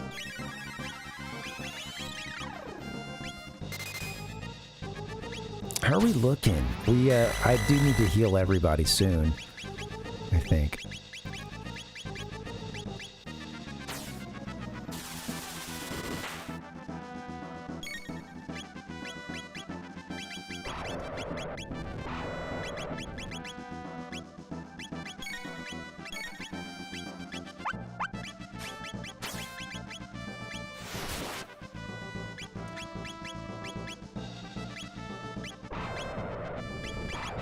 Shoot.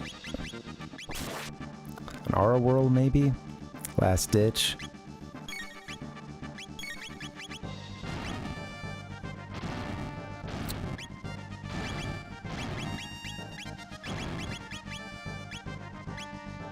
Ah, yes. Saved by the ruby vest. Not so bad, huh? Okay, cool. Sorry, guys. I'm getting sucked into it. Yeah. Uh-oh. Oh, no. Looks like we've got company. Hey, we got a raid coming in, too. Okay. I'll pause for just a second. We'll say hi. Hey, what's up? Welcome, welcome. Yeah, welcome, welcome. What's up? Noom, come on in, come on in. I'm getting sucked into a battle here in Chrono Trigger, and the chat is heating up, but I'm not around to read it. I'm ghosting him. Yeah. Hey, it's a raid of Noom. Boom. Guys, you should go check out new music. That's what were you playing today? What were you up to? Their channel is really cool. Noom does a lot of video game related music stuff, and I see him playing a lot of Zelda, and yeah, I mean, that was really cool to see those Game Boy Color. There's one of those I still haven't played in many, many years. Seasons. I got to get around to Oracle of Seasons to beat that. But yeah, going through those, and it's been cool. A lot of Mario 3 too. Yeah. 3-2. Mario, a lot of Mario 3 too. 1. Yeah. Heck yeah. Well, welcome. Come on in. I'm gonna jump back in here in just a second. I'm kind of heat of the battle here, and I was already getting myself turned around. Oh yeah. Star Tropics, very cool. Absolutely. Oh, that's cool. How far? No. We have a second for that. I was gonna let you know. Yeah. But we're just on pause for a bit. But yeah, we'll be getting back into this. When the time's right. But yeah, Star Tropics. I always thought the cover looked so cool, and I hear that it's also a great game. You gotta love it when that lines up. Wow, so cool. Sometimes they trick you with the cover. Oh, very cool. Okay, so yeah, doing a nostalgic playthrough. Awesome. Yeah, I'll have to check out some of that VOD. That sounds fun. I've never played it.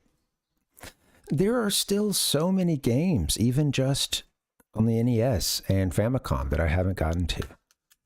And that was the first system I grew up with, and yeah, had for many years since we skipped the Super NES in my house. Yeah, so many, absolutely. And I'm supposed to keep up with new games too. That's what we were talking about earlier. Yeah, you guys were talking about the servers and what it would take to keep that up and running. Yeah, I don't know. I think there are still some communities that are playing some of that Wii U stuff, but yeah, the gaming. If you've ever gone through any sort of gaming coma or just where you sort of tuned out for a bit, and yeah. I think for me, a big one was like, just I didn't follow watching any video game media over from magazines, and then watching like X-Play and other stuff on Tech TV or something. After that, I didn't transition to YouTube. So I was really out of the loop for a long time, at least for gaming stuff. And when I would go to YouTube, it was like for music or other things. And that was just a portion of the site I just totally lost contact with. So never came to my knowledge, I should say. Yeah. Good old gaming coma. We all can grow and we all can learn. So now I'm catching up. All right. Where is he? Is he weak yet? Is he weak again? Are you weak? I'm gonna hit you with the ice. Oh, Marl needs a ether.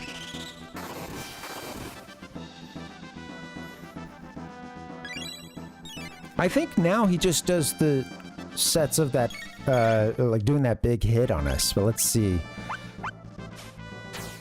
I think he's weak at this point, but I'm not sure. No, maybe he has to start the countdown or whatever. Let's make sure I don't screw this up too much. Yeah. Oh, yeah. I know, right? Yeah, Noom, it was I started tuning out kind of during the Wii era, and would still play some old stuff and played a little bit of what was coming out, but I never had a PS3. Never, I really underutilized my PS4 as well. Oh shoot, is the countdown happening? My God, man.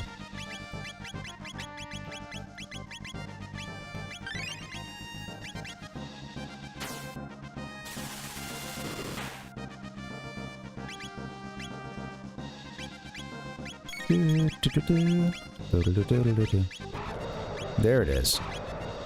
So can we attack now, or is it... Do I still need to hit like a lightning or something right now? Are we solid on the... doing a whole lot of damage thing? U-toss, I think, was pretty solid.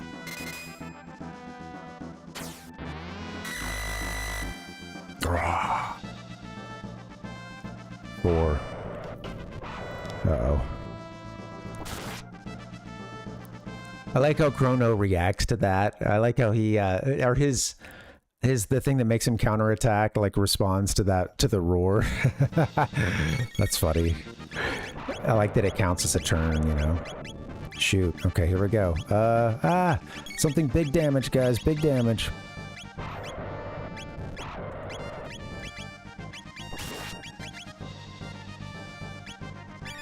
I said big damage.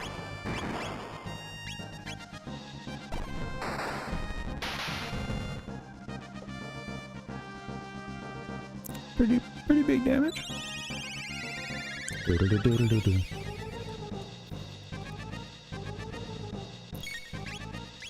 Yeah, I enjoyed the Wii, but there were just a lot of franchises that got started on,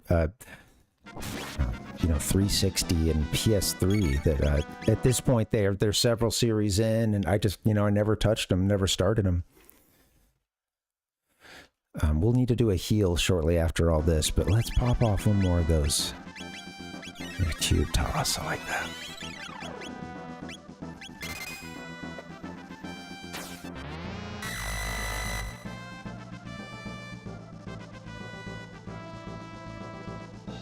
$1,800 experience points. There it is. Goodbye, Dino.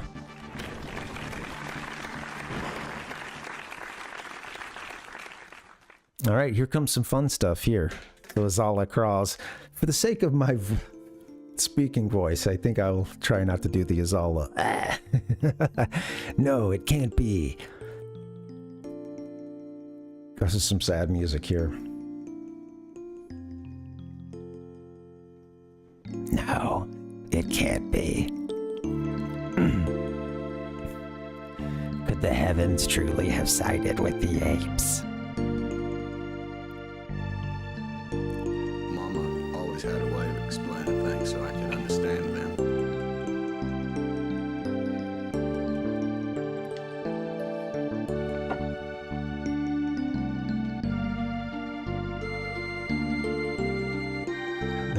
It's so good. Could the heavens truly have sided with the apes? What's Azala talking about? What's she saying? Listen, primates, and let it be known. We reptites fought bravely to the bitter end.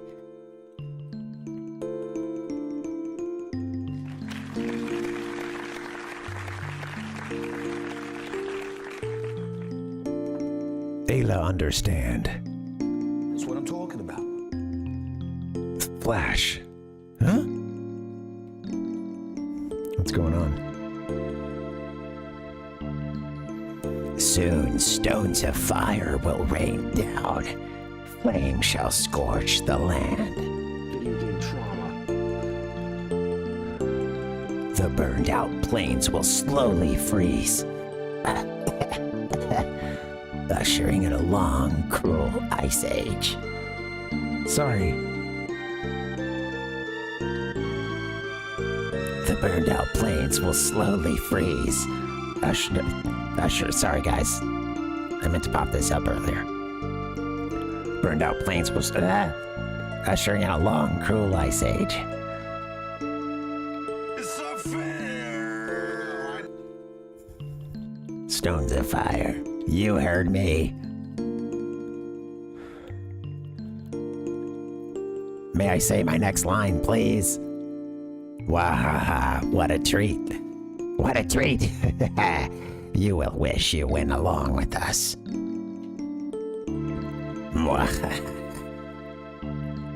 Wait, wish you went along. Where are we going, Azala? Where are we going? Maybe somewhere where the humans and reptites can live together? Lavos.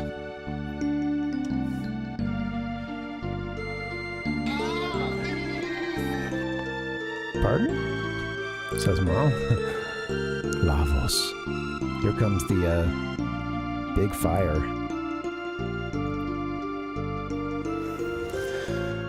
Video game trauma.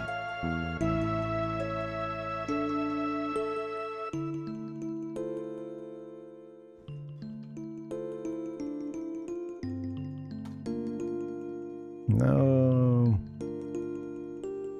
Nani? It's Sweet graphics for a Super NES game. Ayla's. Sorry. Oh shit. I think I felt an earthquake. Let's see. Good timing. Just as Lavos has fallen. Ayla's word. La means fire. Vos means big. Flash. Ayla! Thank you, Azala. Pop down for just a second. Kino!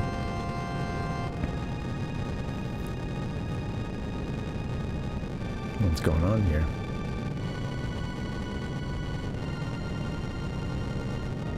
Hurry!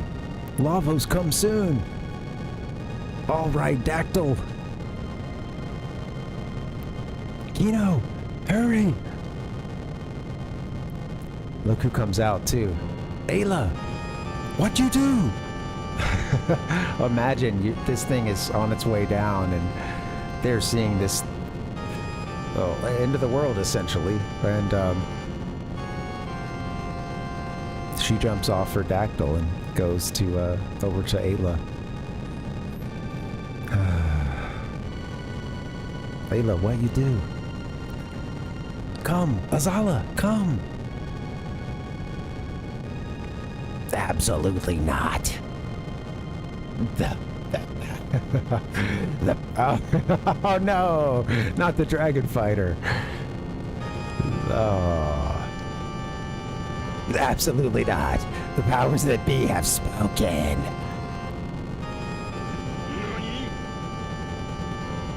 Damn.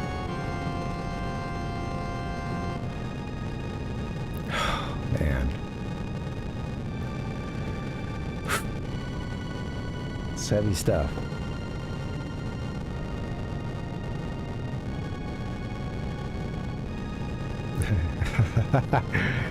Well, you know, I don't know. I don't know if the Reptites get out of this at all, but yeah, everybody's getting it rough, huh? That's a good question, Kevin.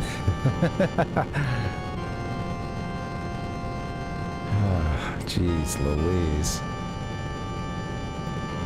Pertinent for everybody right now on this planet.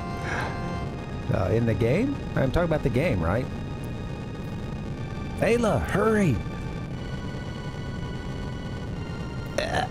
Wait, Azala! Me not forget! Future. The future? What about future? I cannot do there. Future, what about future? We have no future.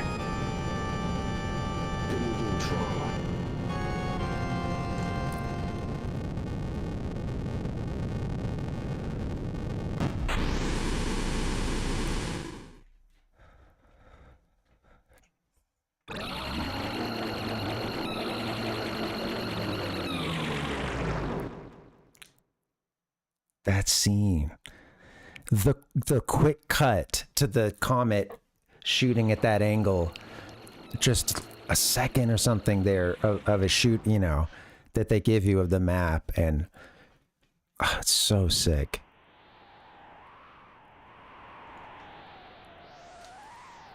Perfect cinematography. You know, they already showed it. They already showed it like flying through, you know, flying through space, getting closer and closer, descending down. But then that part, cutting to that really short just clip of it, bam, into scene. So cool. Video game Chrono. Oh, man. So, Lavos descended in this era. Are we just like safely riding dactyls right now, or? So, Lavos descended in this era. Absolutely, Kevin. Amazing graphics.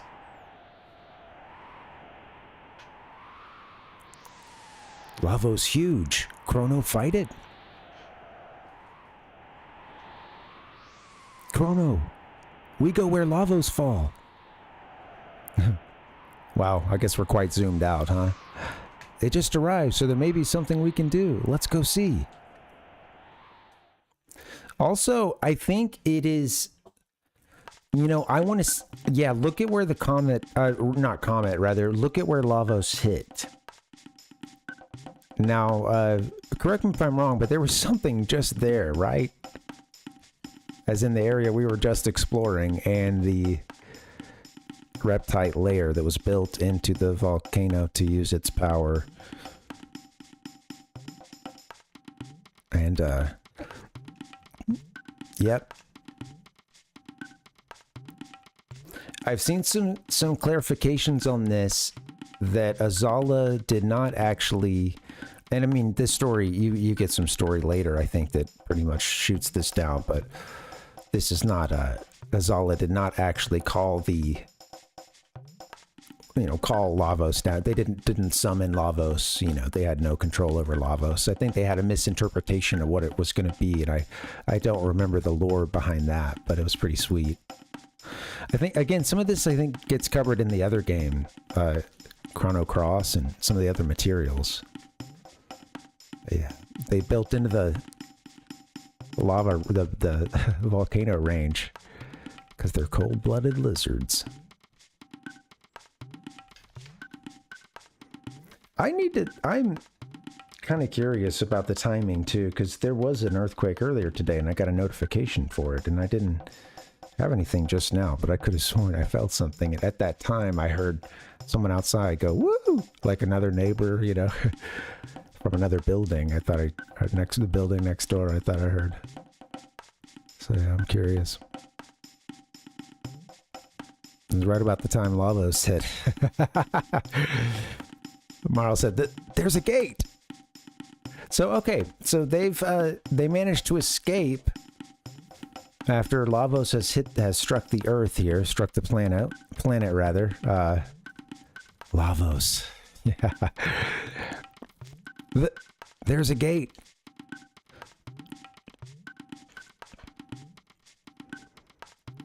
Lavos very fast, deep under Earth already. This gate was made by Lavos. Maybe Lavos is the source of all gates. They're really trying to figure everything out, huh? What wrong, Chrono? Fight Lavos. Go in here. Yes? I don't think we're ready for that. I think we don't want to fight Lavos right here.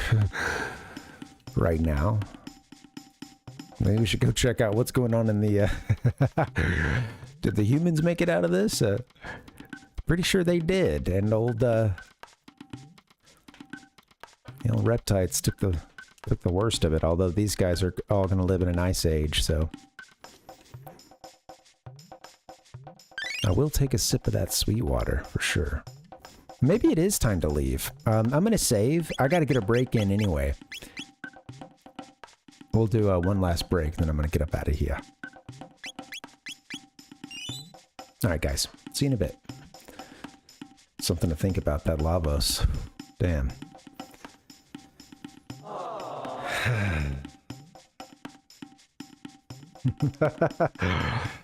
Oof.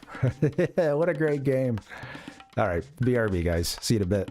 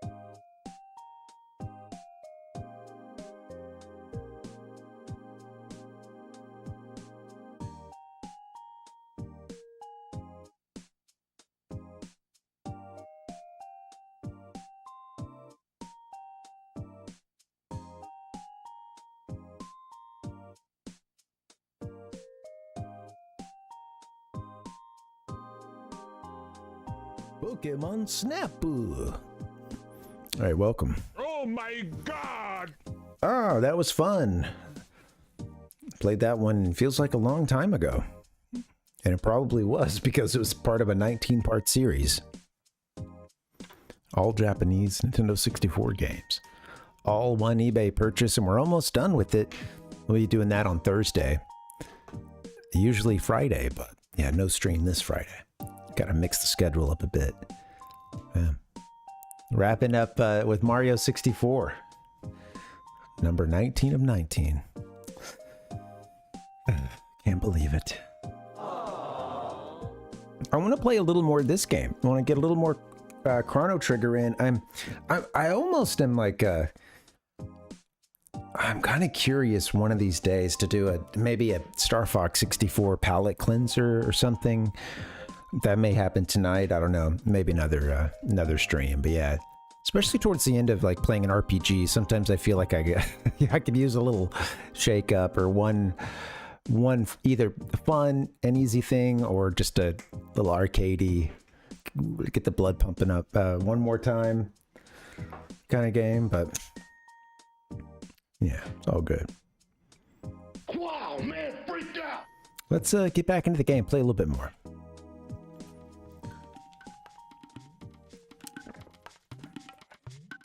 Enough of that. DD Mega Doo-Doo. Are we saving? I'm saved. Yeah, Kevin, I mean, I hear you on that. My phone is quite old. There's a few of us in the chat rocking some old phones. We're with you. With YouTube, sometimes, having to like close the app or whatever, open it back up is what it needs. I've had people a few times kind of been like, oh, the stream seems like it's screwing up, and it was only on their end. That's happened both with Twitch and YouTube users, and they were sincere, not just not trying to troll. I'm gonna break my monitor, I swear. I think these guys are, I think we're done here, essentially, other than, buying something else.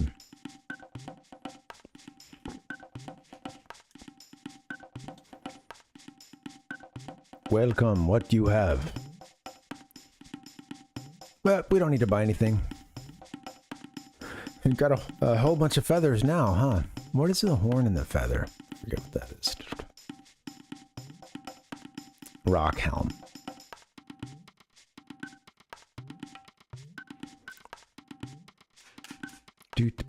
Boom. Can I throw a boom in there too? I think maybe. I mean, I don't want to speak for you, but you seem like the type that's like anybody can join in on the boom, and the bigger the boom, the better. I know we've got some boom on here. Come on. You will now receive the Fist of Fury. Got a kaboom. If everybody booms together, you get like a sort of a spirit bomb kind of situation, It's pretty sweet. Look at this little guy. Red star, me saw, big fire where lavas fall, me scared. Okay, I'm gonna get some new dialogue. No more reptites. Happy, happy, joy, joy. That's what I'm talking about. All right.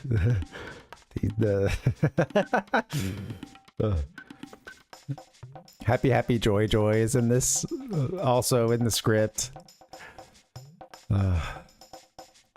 Red star fall, bad omen, but reptites gone. Happy. The reptites are gone. Now we just got to deal with nuclear winter, essentially. Well, I guess the ice age brought on by a large heavenly body falling on the planet. A bam and a pablam.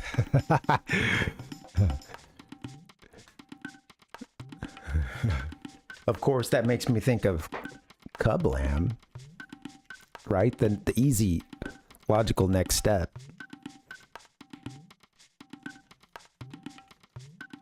I'm glad we got a little more dialogue there. That's cool. Where's Kino? We were just in there, right? Yeah, these folks, you just want to sell me stuff. That was the family. Oh, the Chief's hut. He's not in there.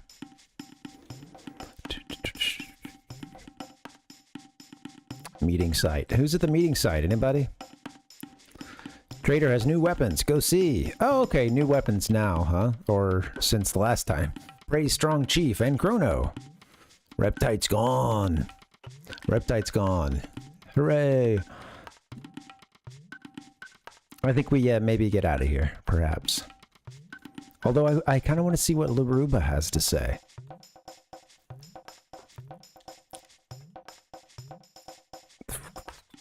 Laruba.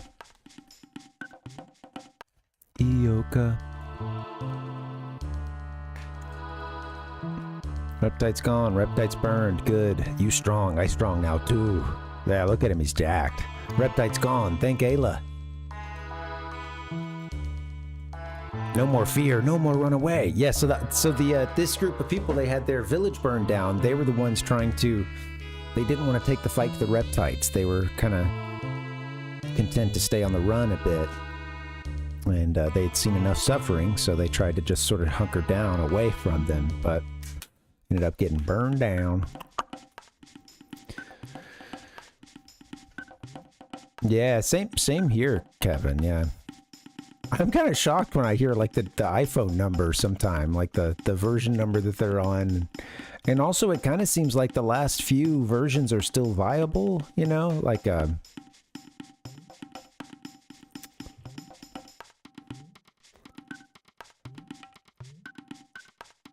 I don't know much about it. I think at this point there's really nothing else to do other than oh, what is this? Oh, this is the okay. I think we'll come back here eventually. All right. Yep, so we're going to get to that gate and I love it here, just all the volcanoes. Pretty sweet. Layer ruins.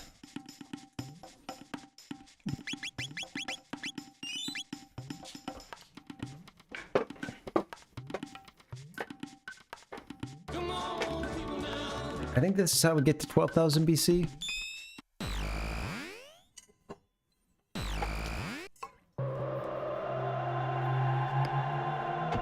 Jaw's bugging. Ouch.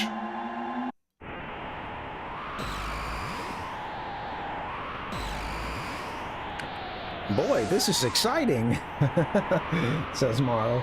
I love Marl's never-ending optimism.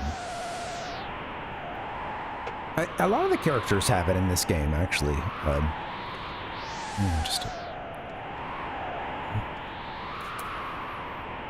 Wear this, Chrono. Sounds a little windy.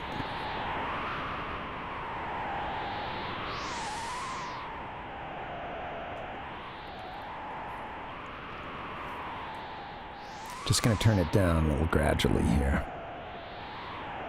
Forgot we had cranked it up earlier. Okay. Wow, this looks a little, oh no, right? Oh, yikes. 12,000 BC. Everything appears frozen over. And this is the result of, to my understanding of right, I think Azala even calls it out, even tells you the score there. This is the result of Lavos falling, hitting the planet, creating an ice age here.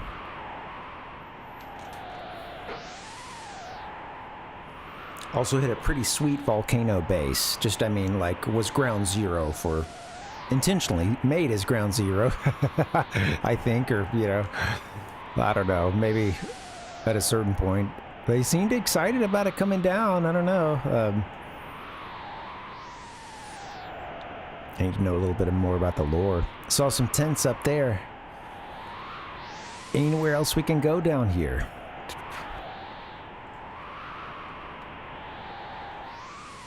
Skyway. Well, okay. I think that this is where we need to be. I do want to go see what...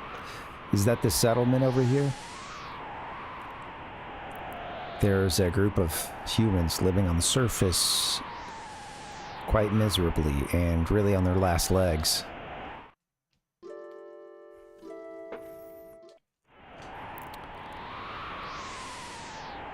You see the shadow of a giant something floating and a huge chain there.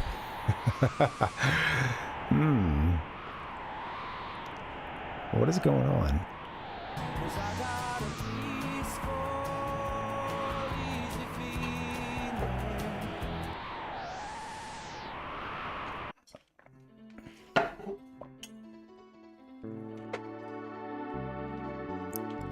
Maybe no access here right now. Interesting. If we leave anything? No? Okay. Well, over to the Skyway it is.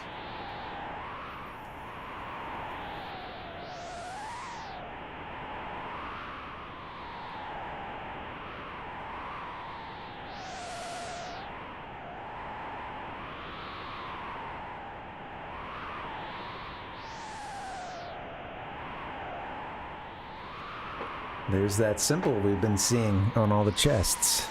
The one on the, you see 3 of them out there. Top of the screen. Bluish gold. Some pretty sweet glyphs here.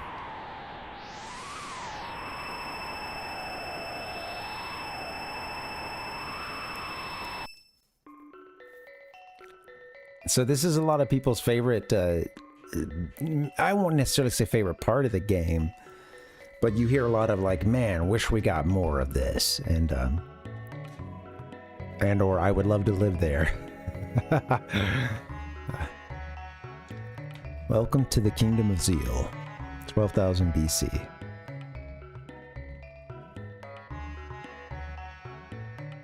Floating continents, connected together by magic, sky and land bridges here built by the power of magic. Now,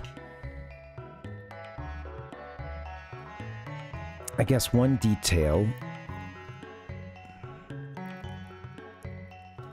it looked as if you could see something anchored out of that big hole, right? And I think that that may have been where Lavos landed. And of course, all this magic is here while the humans on the surface are suffering. They're dying out in this ice age. We'll learn that soon. Such great narrative forming, though, with I like how they... So second playthroughs or New Game Plus or whatever, coming back to the game later is always one thing, but I'll never get a second chance at a first playthrough. But just kind of thinking of the framing here of you don't really get any interaction with anybody on the surface first. They won't let you go to that little town in the cave. So instead, they first send you up to where the folks got it good. And yeah. And then you see the folks down on the surface. See them suffering.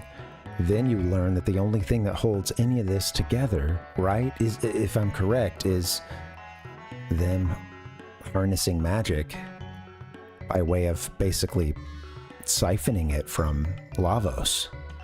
In doing so, they're, I believe, strengthening Lavos and building its connection to all of us and the DNA that's, and shaping the planet and every person, every thought, every,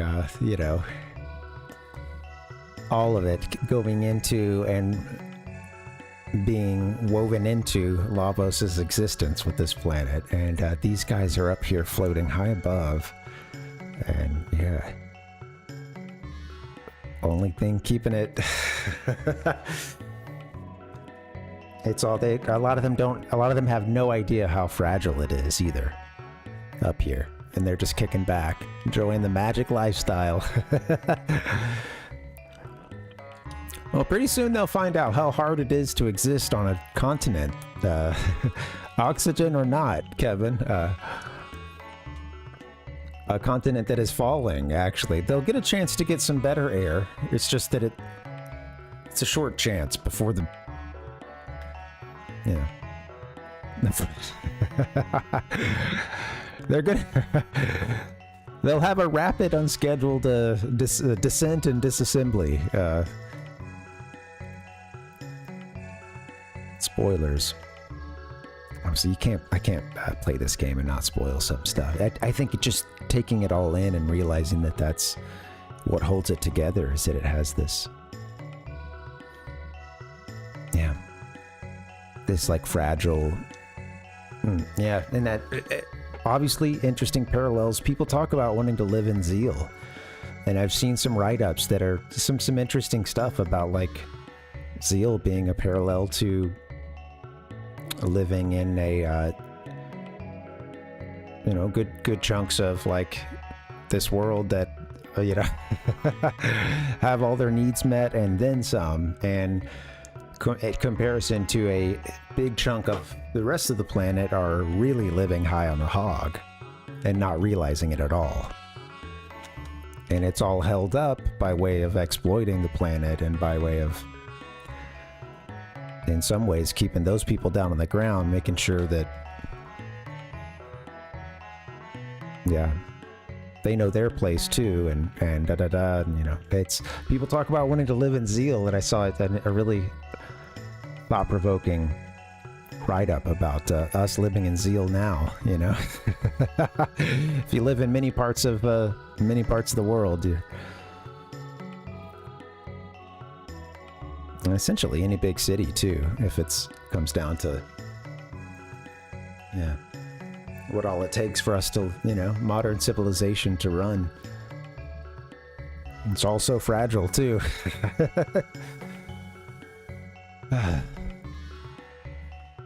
Cool. Interesting stuff, right?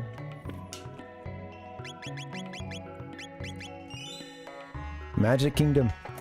The Magic Kingdom. Oh boy.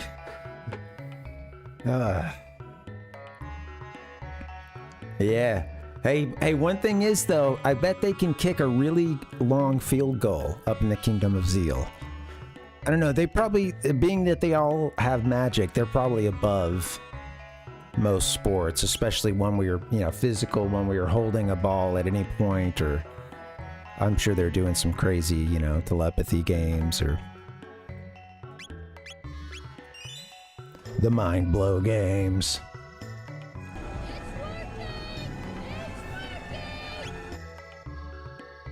All right, I'm running out of juice. I wanted to get to this part and maybe let's explore just a little bit. But then I think I might call it kind of soon. In Hassa. Whoosh. Book burning, eh? Welcome to Inhassa, the magical kingdom of Zeal, where we find truth in the bliss of sleep. Dear me, and who might you be? Look at us coming in all our, I don't know, looking like a, I don't know what we would look like to the folks from the Kingdom of Zeal. Imagine anyone who's not coming in wearing their style, looks bizarre.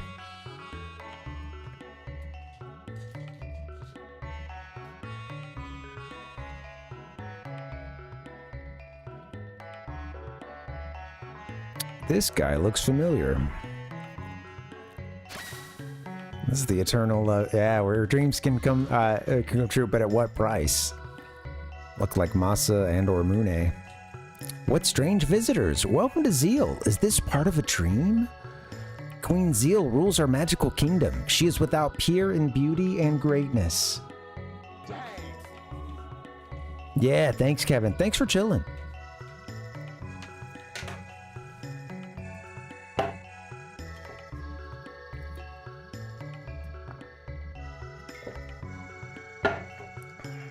We'll wrap up soon. Man. Oh, wow. Wow. Without peer in beauty and greatness, huh? Okay. Nope, I just talked to you. Hello. I want to talk to this person taking a nap over here. The queen has given us everything. After the king died, she nurtured magic, which has advanced the kingdom.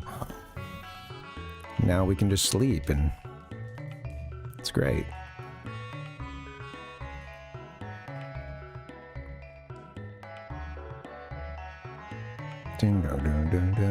You know what's also interesting are parallels between all that we kind of just discussed and Final Fantasy VII, and that concept of the comet, of course, you know. This game came out in a really interesting period between the release of Final Fantasy VI and Dragon Quest VI. Perfect timing for the Japanese audience being right in between those two games. FF7 is on the way. Next really big thing out of Square after this. And I'm pretty sure in development at this time.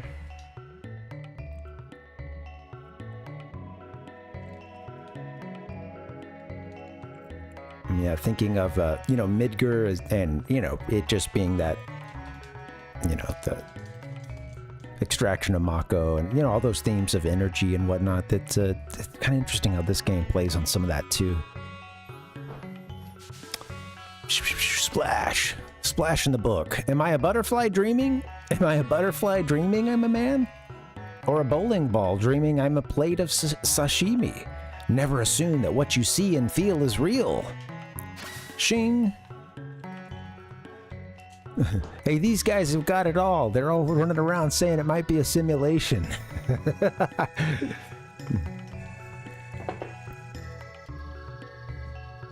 The luxury, of being able to worry if it's a simulation or not. Do you believe in fate, which means our lives are all predetermined? Well, yes, of course, no such thing as fate, or I don't have time for this.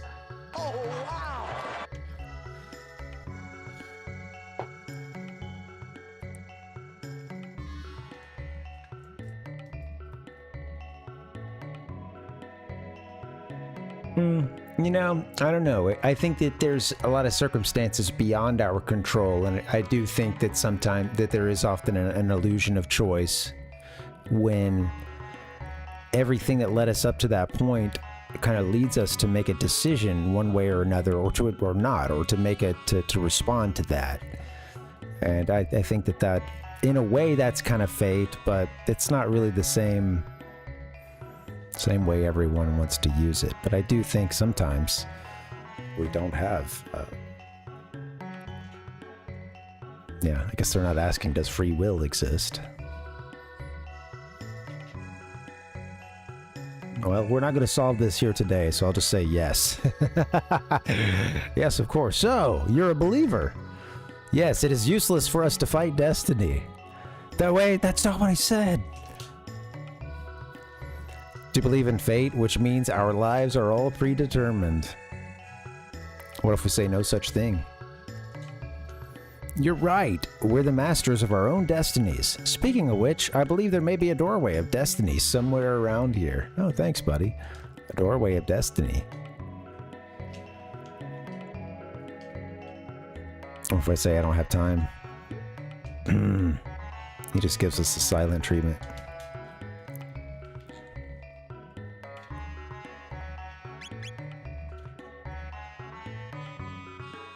How about we talk to everybody in here, and then I may move on.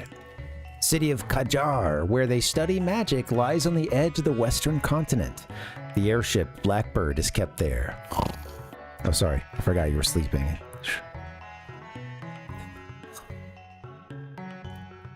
Oh, here we go. Look at this cute little kid here, the blue hair. It's got nothing to say.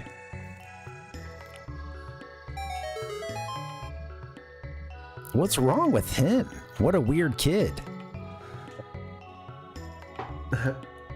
What's wrong? That animal good food? Boy, Look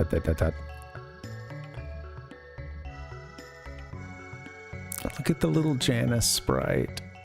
Or Janus. The black wind howls. Give me a hell yeah!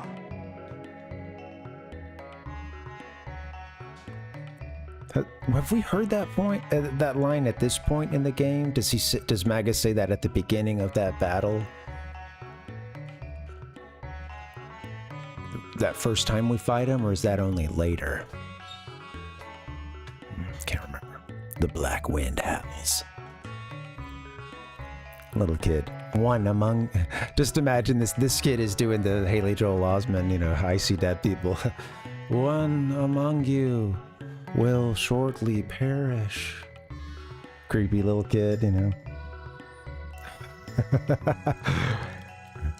Oh, kid, don't say that, please. Wow, man, freaked out. One among you will shortly perish. Little kitty. Yeah, said the cat. The cat looks like it has a cool collar or something. Maybe a spike going on. I can't tell. Or maybe those are whiskers.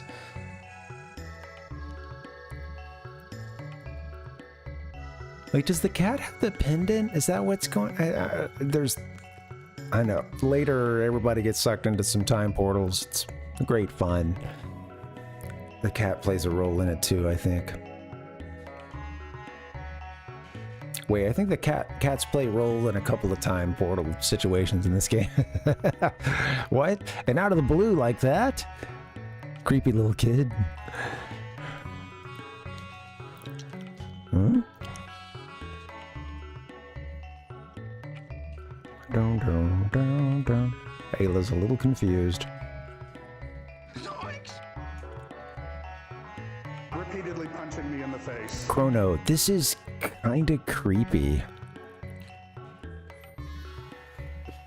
God, I know that kid totally just punked us, didn't he?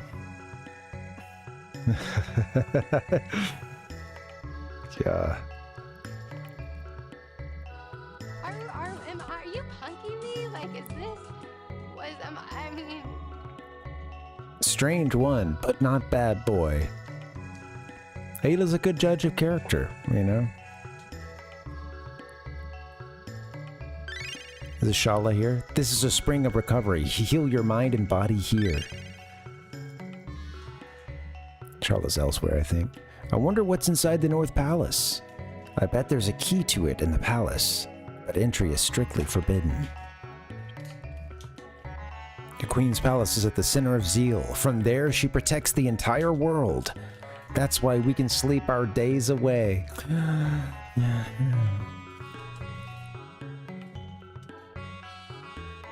I bet there's a key to it in the palace. Okay. Gotta get ourselves to the palace, I think. He talked about a secret doorway being around here somewhere, too, and I do think you, like, move a... I don't know, I think there's a bookcase moving situation at some point. Somewhere.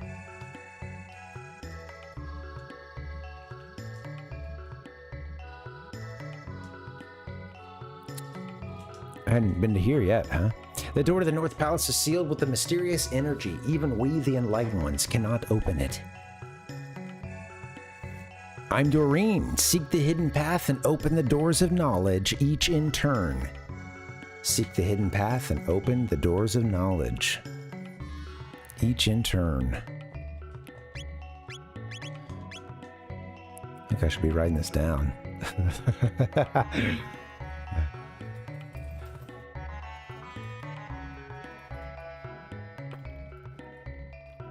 Ding, ding, ding, ding, ding. I got a place where I've been taking some notes here.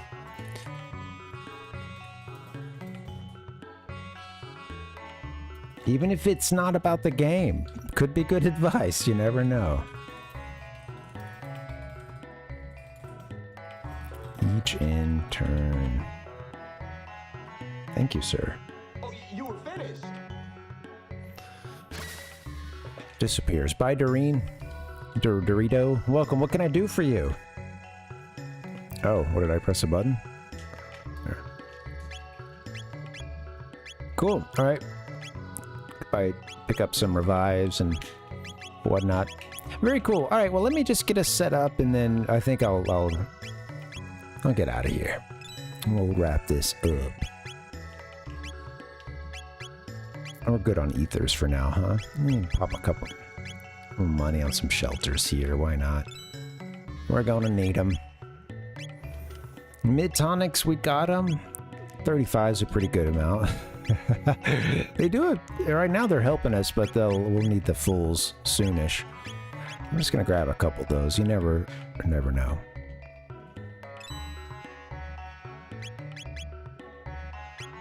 We'll start getting some cool pickups soon, too. The big stuff. As the game starts to heat up even further. Yeah, alright guys, I would continue, and yeah, I forget where you need to go in here, but... And what's next, but I'm gonna save. It's just the, oh yeah, it's up on the North Continent that they were talking about. Well, great music, you know? I love it. Gotta love the Magic Kingdom, man. What an interesting concept, this game. Like I said, apparently, I think some of the other material explores, like the Reptites, if they were to live and be the ones that survive, you know, Lavos' fall versus the humans. And they go on to basically build the sort of, you know, their version, Reptite version of this Magic Kingdom here, Zeal. Their own huge, you know, reptile, bio, you know, blending of, you know, biological life with architecture and stuff, and having their own, you know, like very advanced civilization. So, anyway. All right, guys, I think I'm gonna wrap this thing up. This has been fun. Let's see. You know what? Let me see. Who we got? I'll get us out to our schedule. Well, let's see if we're gonna do a let's see if we're raiding tonight. Who's playing?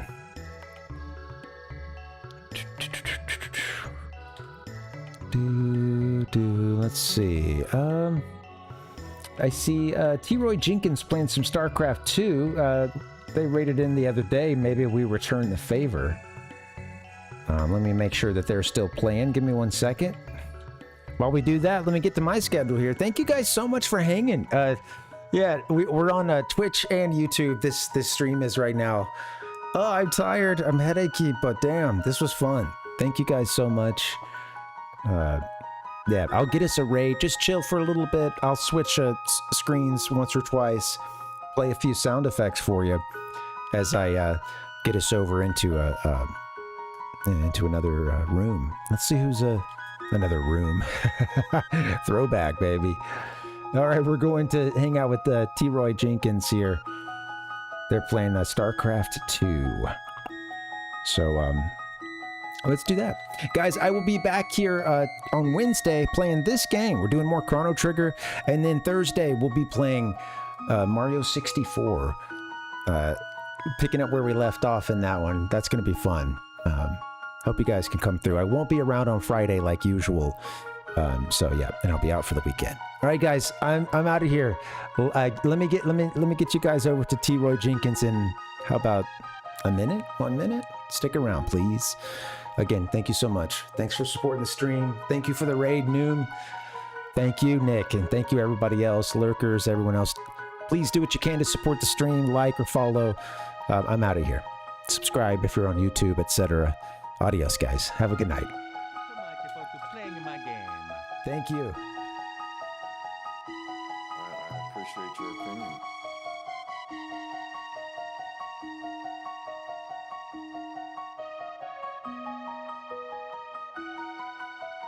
Oh, ye of little faith.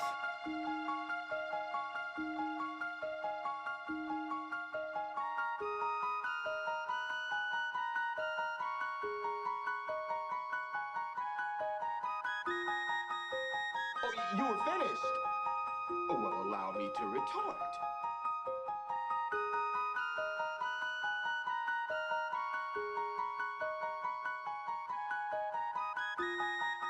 It doesn't necessarily mean that it was bad, just that it wasn't as good as we'd hoped it would be. Thank you so much for that spectacular performance.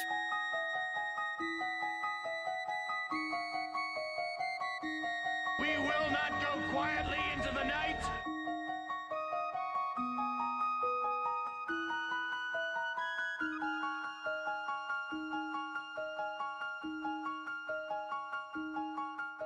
That's the game.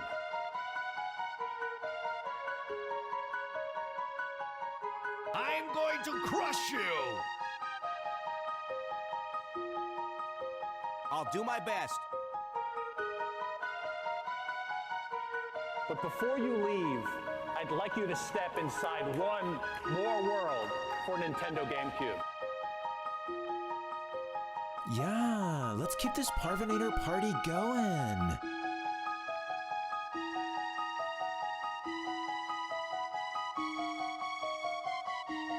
But before you leave,